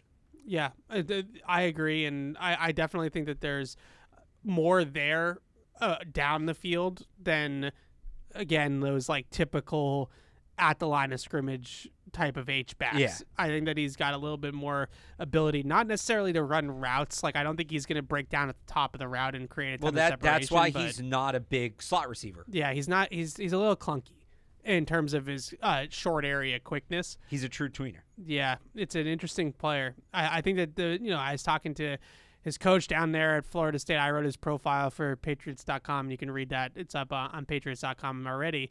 And I was talking to his coach down there. I was talking to Jim Nagy from the Senior Bowl. Bell is a Senior Bowl guy. And the big thing that I think, the takeaway from Nagy was those guys that are tweeners that like don't really have a position, some teams are just scared of trying to figure it out. Like, how do we figure this guy out? Where is he going to be? On raw talent alone, Jaheim Bell was probably like a 5th-round pick, somebody that was an earlier pick. And I think that that's why, at least I do, and I think you do as well, we look at him as a different cat than a 7th-round pick. Like, right. I sort of felt the same way. I'm not trying to put this type of expectations on him, but I sort of felt the same way about Pop Douglas, where like the knock on him was obviously small school in size, right? But when you watched him play football, whether it was at the Shrine Bowl, whether it was at Liberty, this guy clearly moved in a dynamic way. Right. He was clearly a guy that had some real legit talent, and that's why when they drafted him in the 6th round, we said, this isn't a normal 6th-round pick. This is a guy that has some real juice and can be a contributor in an NFL team. I feel the same way about Jem Bell. I feel like he's not your normal 7th-round pick. I mean, we both thought he was like a 4th, 5th-round pick, something like that. So this isn't like, oh, they drafted him, we got to hype him up now. Like, we've been on the record that we like Jem Bell. All right. Any of the UDFAs stand out to you? I wanted to see what they were going to do with Zuri Henry, and then he was the one guy that wasn't out there. Same thing with just like you see guys move in person and it looks a little different. I thought Deshaun Fenwick moved pretty well for a back his size. In the I can't emphasize it's not very, very, very limited sample size we saw, but I thought he moved well for his size. And again, I think he's a guy that can compete for that 3rd running back role. So that to me, and we did this last week when we did the offensive reset, and I probably push the defensive one to next week. I forgot about schedule release and all that stuff. But that to me is still the area of the roster. Other than left tackle, I'm not trying to say that I don't care about tackles. Don't hit me with that. But you care more about the 3rd running back than the starting left tackle. About the running what has back happened? You care more about the 3rd running back than the starting left tackle. I wouldn't put it that way. I'm putting it that way. Out of all the areas on the roster right now that you look at, and you just start talking about number of NFL players at the spot, obviously tackle is the biggest one. Yeah. Okay? No, you don't care. Scheme's going to I would say that there's no place on defense where I'm like, they don't have enough NFL players here. I think they've got tons of depth on defense. I mean, free safety, but if they're not going to use a true free safety, they don't really need one. Right. If you want to break it up into traditional free safety, strong safety positions, I guess I hear where you're coming from. But just safety, they got tons of safeties. Yeah. Right? There's really no other spot on the roster that I look at that I'm like, man, like, do they have 4 NFL players at this spot besides running back? Running back is the one spot where I think they have 2 NFL players. Yeah. Proven. Actual, I can say. That's a fair take. Now, as you pointed out last week, you can add a running back in August. Yes. It's kind of unique in that sense. So maybe that's why I'm not as worried about it. We'll see what Fenwick gives them. We'll see if maybe Kevin Harris gives them something. They cut Keyshawn Vaughn. I actually thought he might have had a chance just off his special teams ability, but I guess not. Yeah. Seems like they liked what they saw from the 2 UDFA running backs. They signed another one. Obviously Fenwick was already here. Yeah, they signed the kid from Florida A&M. Yeah, so it seems like they liked what they saw from those guys. So we'll see. But yeah, mark the calendar that I actually am worried about running back. You're more worried about third-string running back than starting left tackle. No, that's not true. That's what not just happened. I literally just said that tackle's the biggest one. You're more worried about the third-string running back. I am worried about it. I'm worried about it. I'm not going to deny that. You're going to go into your Madden franchise and fix it soon. I know it. I do not have a Madden franchise. But I know, but you're on the path to having one. This is the first step. Ramondre Stevenson has had a lot of wear and tear on the tires the last couple of years. He got injured last year with that hip drop tackle, the high ankle sprain. Antonio Gibson's the only other back that they have on this team that I'm like, all right, if they have to turn to this guy and give him 25 touches, I feel good about it. Do you feel good about Kevin Harris? Like, what do we know about Kevin Harris? No, you're spot on. So then why are you giving me flack about it? Because I think they can get it fixed between now and then. They can't get tackle fixed. All right, last half hour here, we'll open it up. Marine, I exited out of the emails by accident. Can you we come in here and fix it, please? This is how helpless I am with the emails. Is Marine, please come in and fix it. Thanks. All right, let's go to the calls. Tony is in Pennsylvania, I think, PA. What's up, Tony? Yo, what's up, man? Hey. Catch-22. This is my favorite. I love you guys, man. You guys do a great thank job. you. Thank you. Thanks, Tony. Yo. What you got? Hey, y'all. So what you guys think about the whole running back situation? I thought they could have hit bigger in the draft. I thought they could have signed, some other free agents out there, Cam Akers. Yeah, that's what we were just talking about, Tony. Thanks for the call and thanks for listening. I was a little surprised they didn't draft a running back. I was too. I think that it's one of those needs that they got late in the draft. It was probably between drafting a defensive player, drafting another quarterback, obviously Joe Milton, and Jem Bell. And they probably just felt like the those guys had higher grades and all that kind of stuff. I also wonder if they. Thank you, sir. I wonder if where they had Fenwick graded, because a lot of people thought he was going to get drafted. Yeah, and they're just running. A lot of running backs fell in this draft. I wonder if they got to a point where they looked at it and said, "We're going to be able to get to Sean Fenwick as a UDFA." They might like him. That's all. Like he's a weird case. He didn't play a ton in college, and usually they want the highly productive college running backs. Fenwick is not that. He was a backup most of his career, but he does have a little bit of juice. I was reading his bio on in the Beast, and that was the biggest takeaway that Dane Brugler from The Athletic had about him, was that it's kind of a weird situation where he has NFL talent, but he barely played in college, like relatively speaking. In 6 years, he only had one 100 carry season. Yeah, and that's, if you're an NFL talent at running back in college, then usually you play a ton in college. Right. It's the opposite. And so maybe there's some untapped potential there for him that maybe he's more of like a draft pick at that So spot. that's what I'm saying. He's not going to come in and replace Ramondre Stevenson. Yeah. I'm not ruling him out on coming out, being really impressive in the preseason, us looking at that and saying, you know what, if he's their third back, that's fine. That's solid. Yeah. Like, I think he can be a better player than like J.J. Taylor, who obviously was in that role at one point. I think he'd be a better player than Kevin Harris, who's been in that role. Yeah. And that may be enough. That may be enough for the third running back. Bigger than J.J. Taylor, more well-rounded than Kevin Harris. Completely different player than J.J. Taylor. But I'm just saying, like, remember J.J. Taylor that year, but he was, here's this UDFA they found, and he can round out their running back depth. I don't think it's unrealistic to think Deshaun Fenwick can do that. Yeah, I agree. All right, Adam is in Salt Lake City. What's up, Adam? Adam, hello. You're on the air. Going once. All right. Call back. We'll call back, Adam. We'll get you on here. Mark is in Connecticut. What's up, Mark? Hey, guys. Just had two quick things for you. Yep. Sure. Evan, is Troy Brown still on the team? The coaching staff, yes.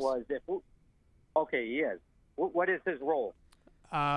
I wish I had the roster. I had it on there. A little bit ambiguous, but he's going to be working with the offensive side of the football, probably more in like a quality control. No, they had him listed on the roster. We got OTAs as a talent development coach. So they had him and Joe Kim. That was the line. Joe Kim was listed with linemen. Troy Brown was listed with returners. So I think he's essentially a kick return coach. Yeah. Makes sense. The other question, and this is a good one. If we knew that we were going to draft Joe Milton, why wouldn't we have drafted Marvin Harris Jr. with the third overall pick? I mean, to me, that's just crazy, because Joe Milton is a project, but if you have Marvin Harrison, you're going to be good for the next 10 years. Based on what? Based on his talent. Yeah, but all right. What about Calvin Johnson? That's what he is. He is a Calvin right. Johnson. How good were the Lions during his 10-year career? That is a good point. Yeah. Yeah. There we go. Good. Thanks for the call. Thanks, Mark. No, we appreciate you calling as always, Mark. As you can tell, Alex had ammo for that one. I understand. For 5 months we did that. I know. Calvin Johnson, Larry Fitzgerald, I think is the other one. Larry Fitzgerald went to Super Bowl 1 year. Yeah, gets Kurt Warner. They had some competitive years though. Yeah, but like that team. Yeah, the whole Calvin Johnson and Joe Thomas for Marvin Harrison and Joe Alt. It was the perfect comp. Yeah, and I got this question not exactly phrased that way in the mailbag this week of what's the biggest difference between Joe Milton and Anthony Richardson coming out of college. And I think it's similar to like the conversation of like, well, if Joe Milton is this toolsy, raw guy, then what makes him different than Drake May? I just think that when you watch guys like Anthony Richardson and Drake May, they have more natural instinct and feel for the position.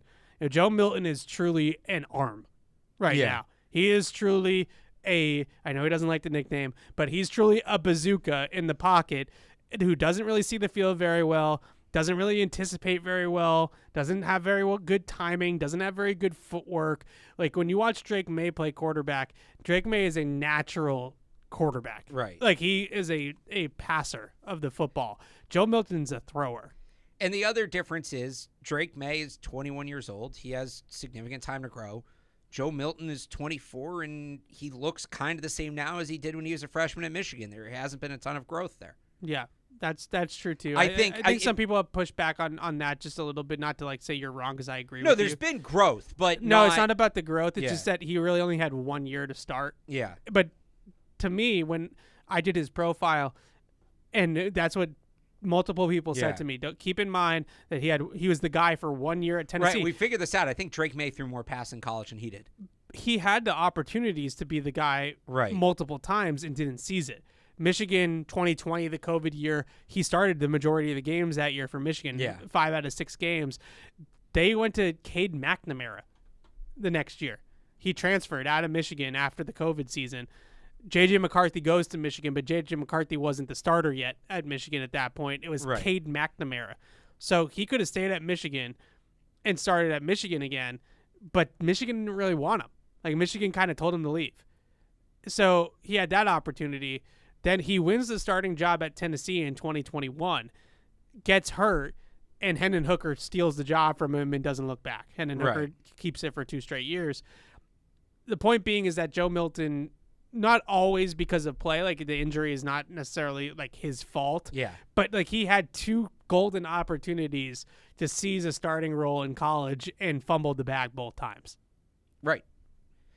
And the other thing, I would just say on the Anthony, I think he's closer. If we are going to do this thing, I think he's closer to Anthony Richardson than he is to Drake May. Yeah.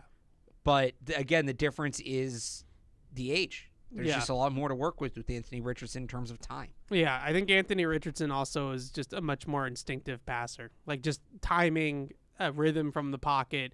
Even though Anthony Richardson, in a lot of ways, I think they're also pretty different. Yeah. But like Drake May and Anthony Richardson had similarities in the sense that when it was all tied together, they put some really pretty plays on tape, right? When the footwork and the timing of the drop and the all synced up and the reads in his eyes and everything was all perfect. Anthony Richardson had a ton of big time throws at Florida. Drake May had a ton of big time throws at UNC. The problem was that they were constantly on a roller coaster. Right. Whereas with Joe Milton, it's like he just kind of is what he is. He is what he is. Yeah, that's the best way. Which to put it doesn't mean he's bad.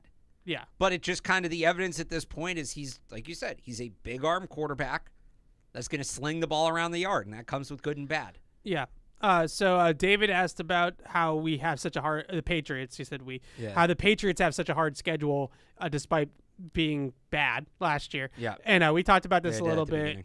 You said it perfectly. There's 3 games that are tipped in the way of how you were the year before. Yeah. So the other 14 games of the schedule have nothing to do with your record the year before. Right. So that when you really whittle it down to that, it makes a lot of sense why it can go this way. Even if you were a bad team the year before, everybody says, "Oh, you should have a last place schedule." Well, not really. And of those 3 teams you're facing because of their placement, 2 of them were in last place because their quarterback got hurt.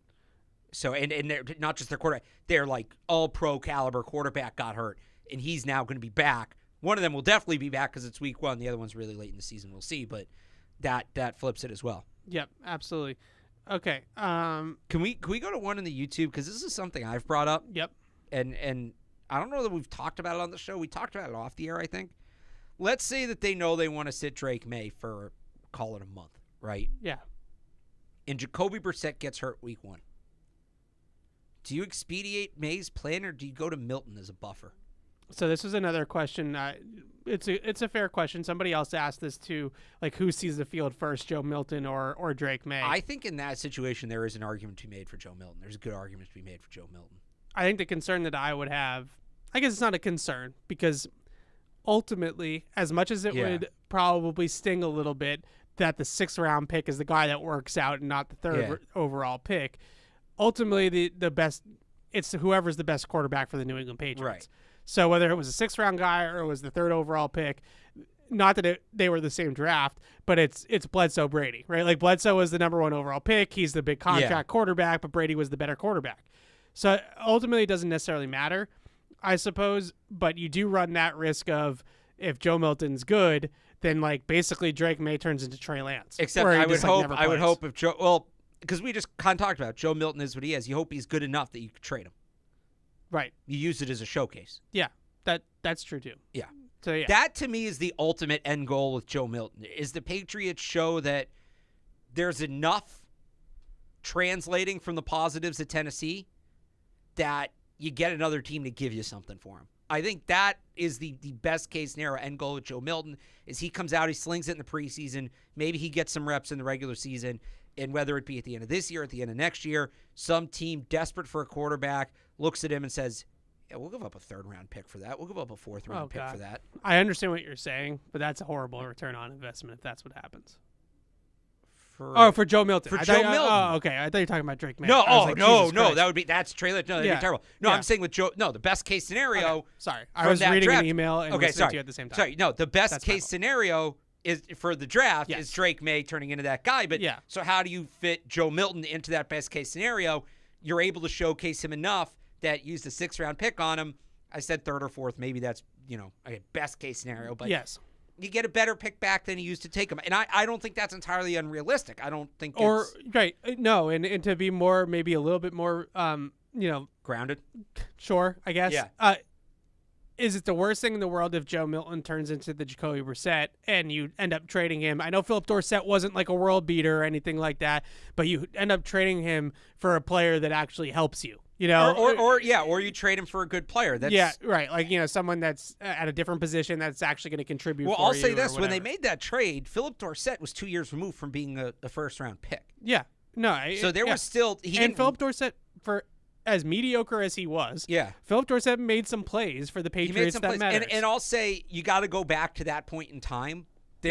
There was more potential with Dorsett. Now, it never got recognized, and that's why maybe that trade's looked at as more of a footnote. But at the time, it looked like they were getting a guy that was maybe on the rise. So that's another good example, too. Can if it's not for a pick, you can trade Joe Milton for, an NFL caliber rosterable player. Yeah. It's I know because we just came out of the whole thing with Mac Jones and Bailey Zappi and people getting real tribal about the quarterbacks. Yeah.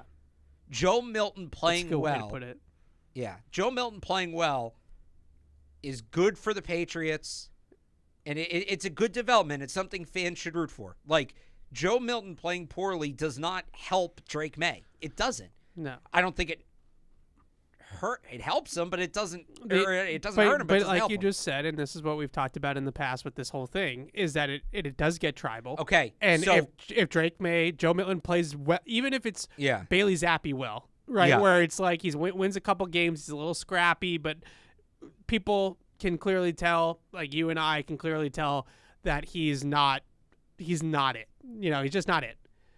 But that's not going to stop from Drake May coming in, throws a pick against Chicago on Monday Night Football, gets booed off the field for Joe Milton. So don't let it, if it gets tribal outside, don't let it leak in the locker room. Easier said than done. Well, you don't have to bench guys in prime time after a first quarter interception. That's fair. You get what I'm saying? Fair. Like, we also saw, did you see the Connecticut Sun game the other night? Yeah. So the Sun were playing the Fever and Caitlin Clark, and the group of Patriots players went to the game. It was Bailey Zappi, Kendrick Bourne, Pop Douglas, and Tyquan Thornton. Yeah. Those four guys also trained a lot together in the offseason. Seems like they're like the four amigos, which I don't love. I'm not going to lie. Well, I mean, you're allowed to be friends with whoever you want to be friends with. I'm not trying to say. I think Jarrett Stidham's still really close with some of the guys here. He was very close with David Andrews. Yeah. I know that. I don't know if that's so. I still, mean, that's. I think they still hang out. Like, you can. That's that to me more than Joe Milton, and I'm not. I promise people this is not personal. Yeah. But to me, the guy that if you're worried about that whole thing right now, it's more. I think it's more Zappi. I think also, and you touched on this in your piece, like Joe Milton's mental makeup. He's the guy you want in that role. Oh yeah. He understands why he's here. I think Jacoby Brissett, who we're going to talk to later today, in about an hour. Yeah. I think he understands why he's here. Yeah. 100%. Yeah. I think Joe Milton is going to try to win the job. I would say it's easier for Jacoby Brissett to understand that. Yeah, I think Joe Milton's going to try to win the job. Oh, obviously, and I would hope he does. But I think that Joe Milton will, like Jacoby Brissett, will do in the long run, what he's supposed to do. Yeah. And let me be clear. Sorry, when I say I hope he does, I hope he tries to win the job. Yeah. Because Brian Hoyer was great about this. Brian Hoyer, because they'd ask him, like, I remember he got asked this once, like, what is your approach in training camp? Like, Tom Brady's right there. Yeah.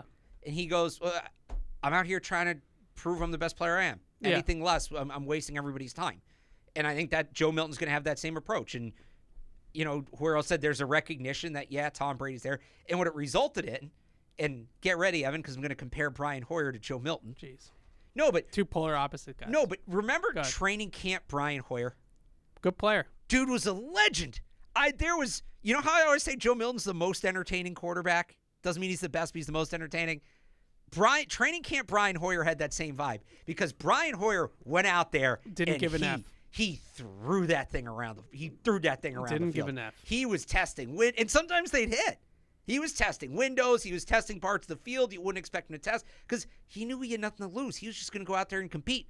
I think that's what you're going to see from Joe Milton. And if it works out for him, great. If it doesn't, I think he's just going to keep competing, but he's not going to get down on himself, and he's not going to turn it into an issue because that's what he did at Michigan, and that's what he did at Tennessee.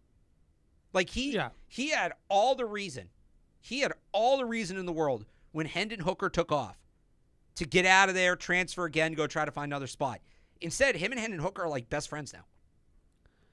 Yeah. That says a lot. Yeah, and I think, both these guys have stories like that. I did both of their profiles where Drake May is best friends with Sam Howell. Yeah. And that's a little different, but... Yeah, but I think that in a lot of ways, though, I think both these guys come off as very, very good in the locker room, very, very grounded. Yeah. That kind of thing.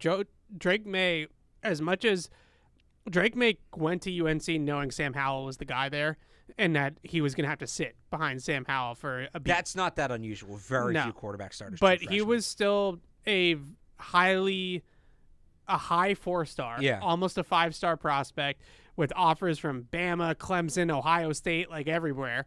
Went to his hometown team in North Carolina to be the hometown hero and sat behind Sam Howell. And I think both these guys have a lot of that with them in terms of their makeup. And, like, they're going to do what's best for the team, even if it's not what's best for them, that sort of thing.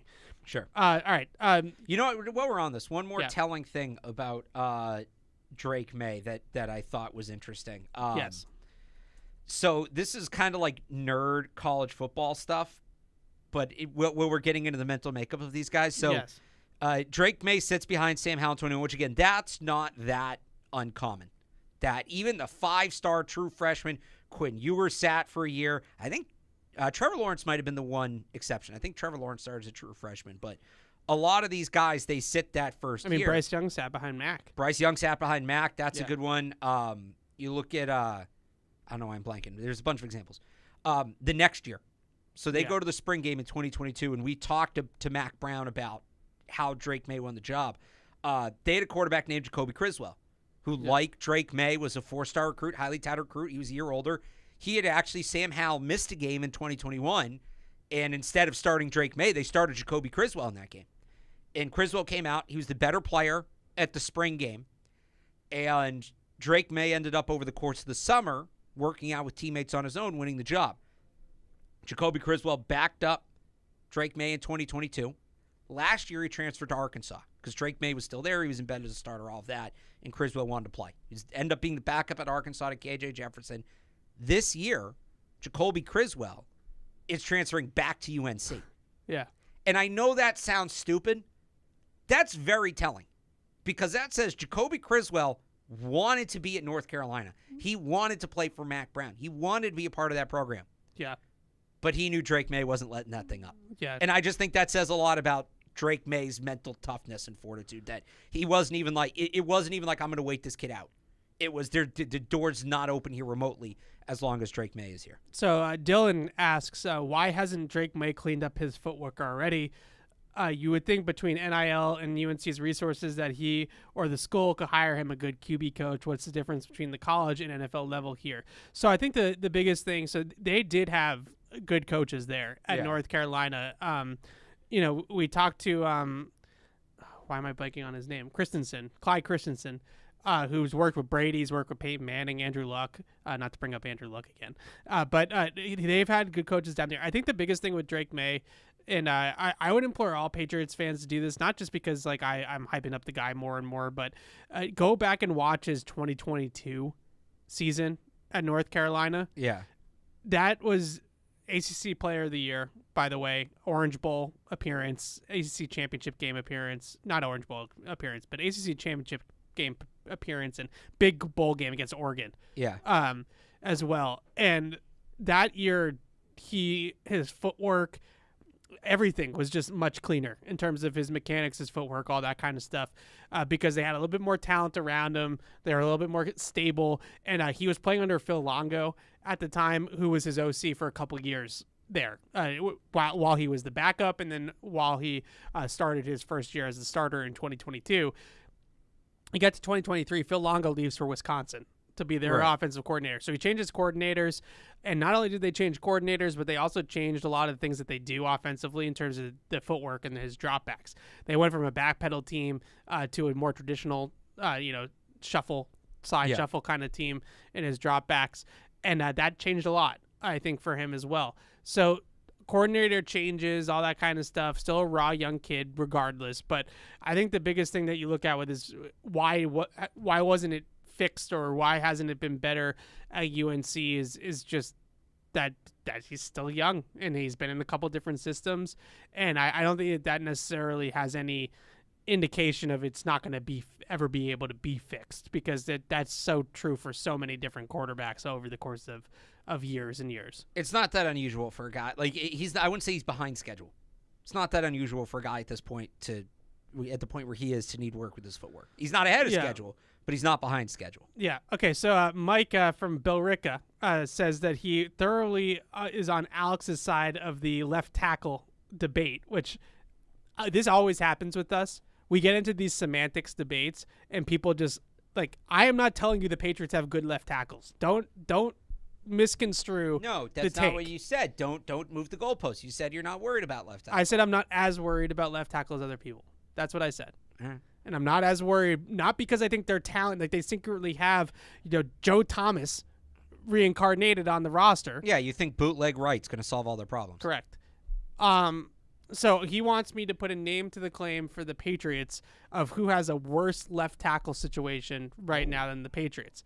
So can you tell me off the top of your head who the projected starting left tackle is right now for the Washington Commanders?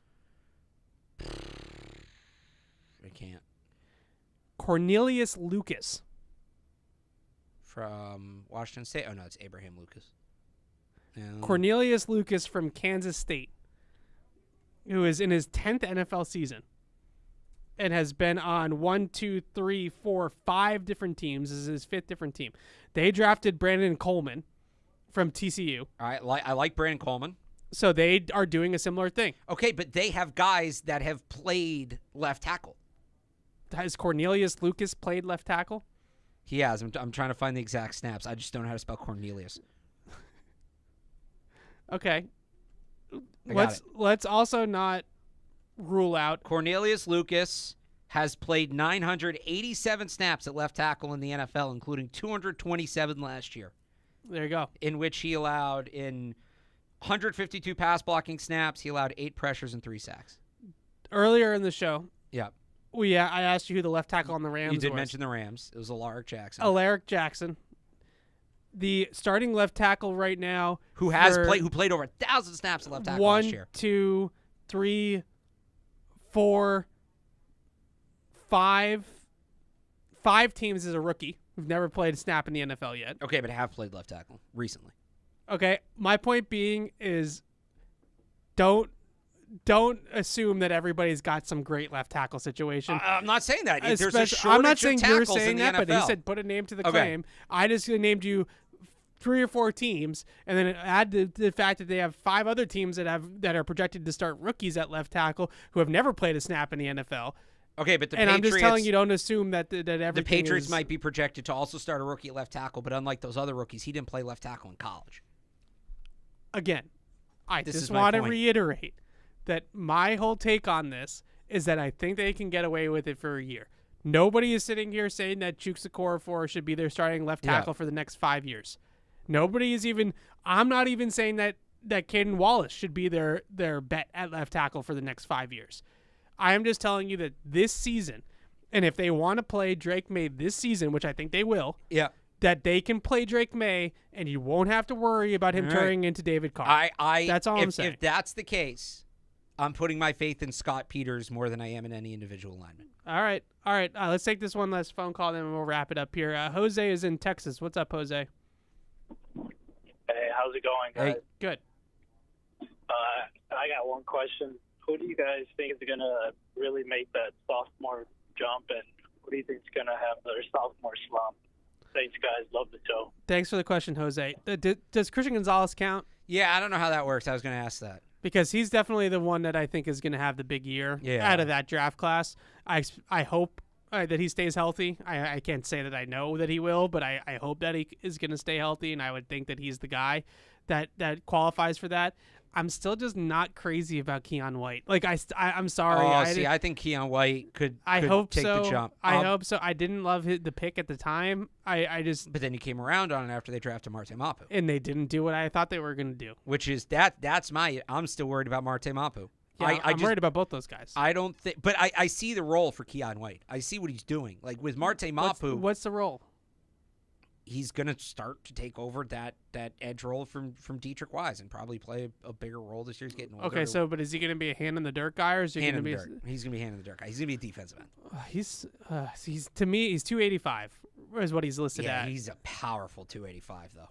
He's too light for a hand in the dirt 3-4 end, and he's too heavy for a stand up guy. What if he comes to camp at like 295? I'd rather him go the other way. Oh, see, no. Now we're getting into who was that guy? The outside linebacker that Auburn tried to turn into a nose tackle. What? They drafted him. He was the number one recruit in the country. He was an edge rusher. Auburn? Yes, he was the number one recruit. Byron Cowart? Byron Cowart, yeah. Yeah. He was the number one recruit in the country. Yeah. As a 230-pound edge rusher. He went to Auburn. They tried to turn him into like a 3-4 defensive end. He put on like 40 pounds. Yep.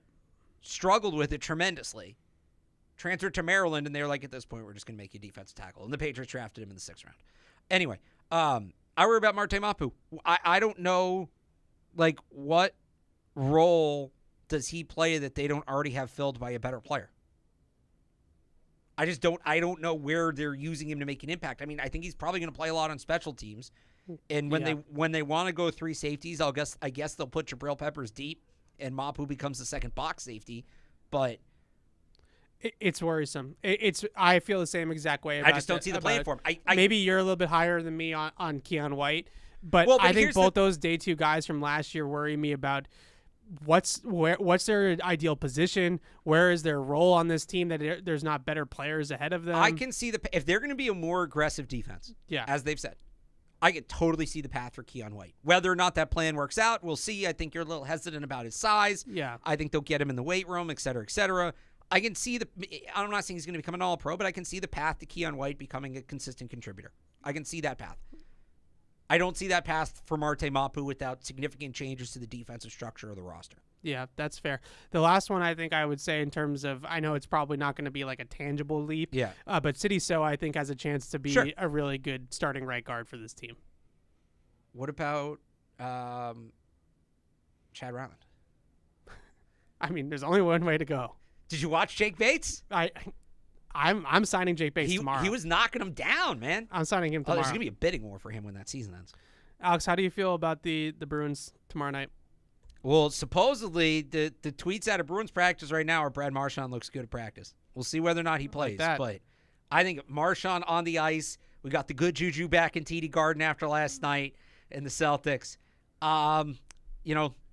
Shame on me. I might have my hopes up. All right. Well, if you're really feeling that confident about it, whether you're in the game or betting on the game, you'll need a game plan. DraftKings Sportsbook, the official sports betting partner of the New England Patriots, provides you with everything you need to build your personal betting game plan so you can get in on all the action while practicing safe bets. Visit DraftKings.com/responsible-gaming to learn more about all the safe betting tools DraftKings has to offer. Hope is here, 800-327-5050 or gamblinghelplinema.org. Must be 21 plus. Play it smart from the start. GameSense MA, physically present in Massachusetts. See DraftKings.com/responsible-gaming for details and state-specific responsible gambling resources. We will be back next week. We'll do defensive reset. We have an OTA practice on Monday we'll be at, so we'll have plenty to talk about. See you then. Thank you for downloading this podcast. Subscribe on Apple, Google Play, and everywhere else you listen. Like the show? Please rate and review us. Listener comments and ratings help keep us high in the podcast rankings so new listeners can find us. Be sure to check patriots.com for more news and more podcasts.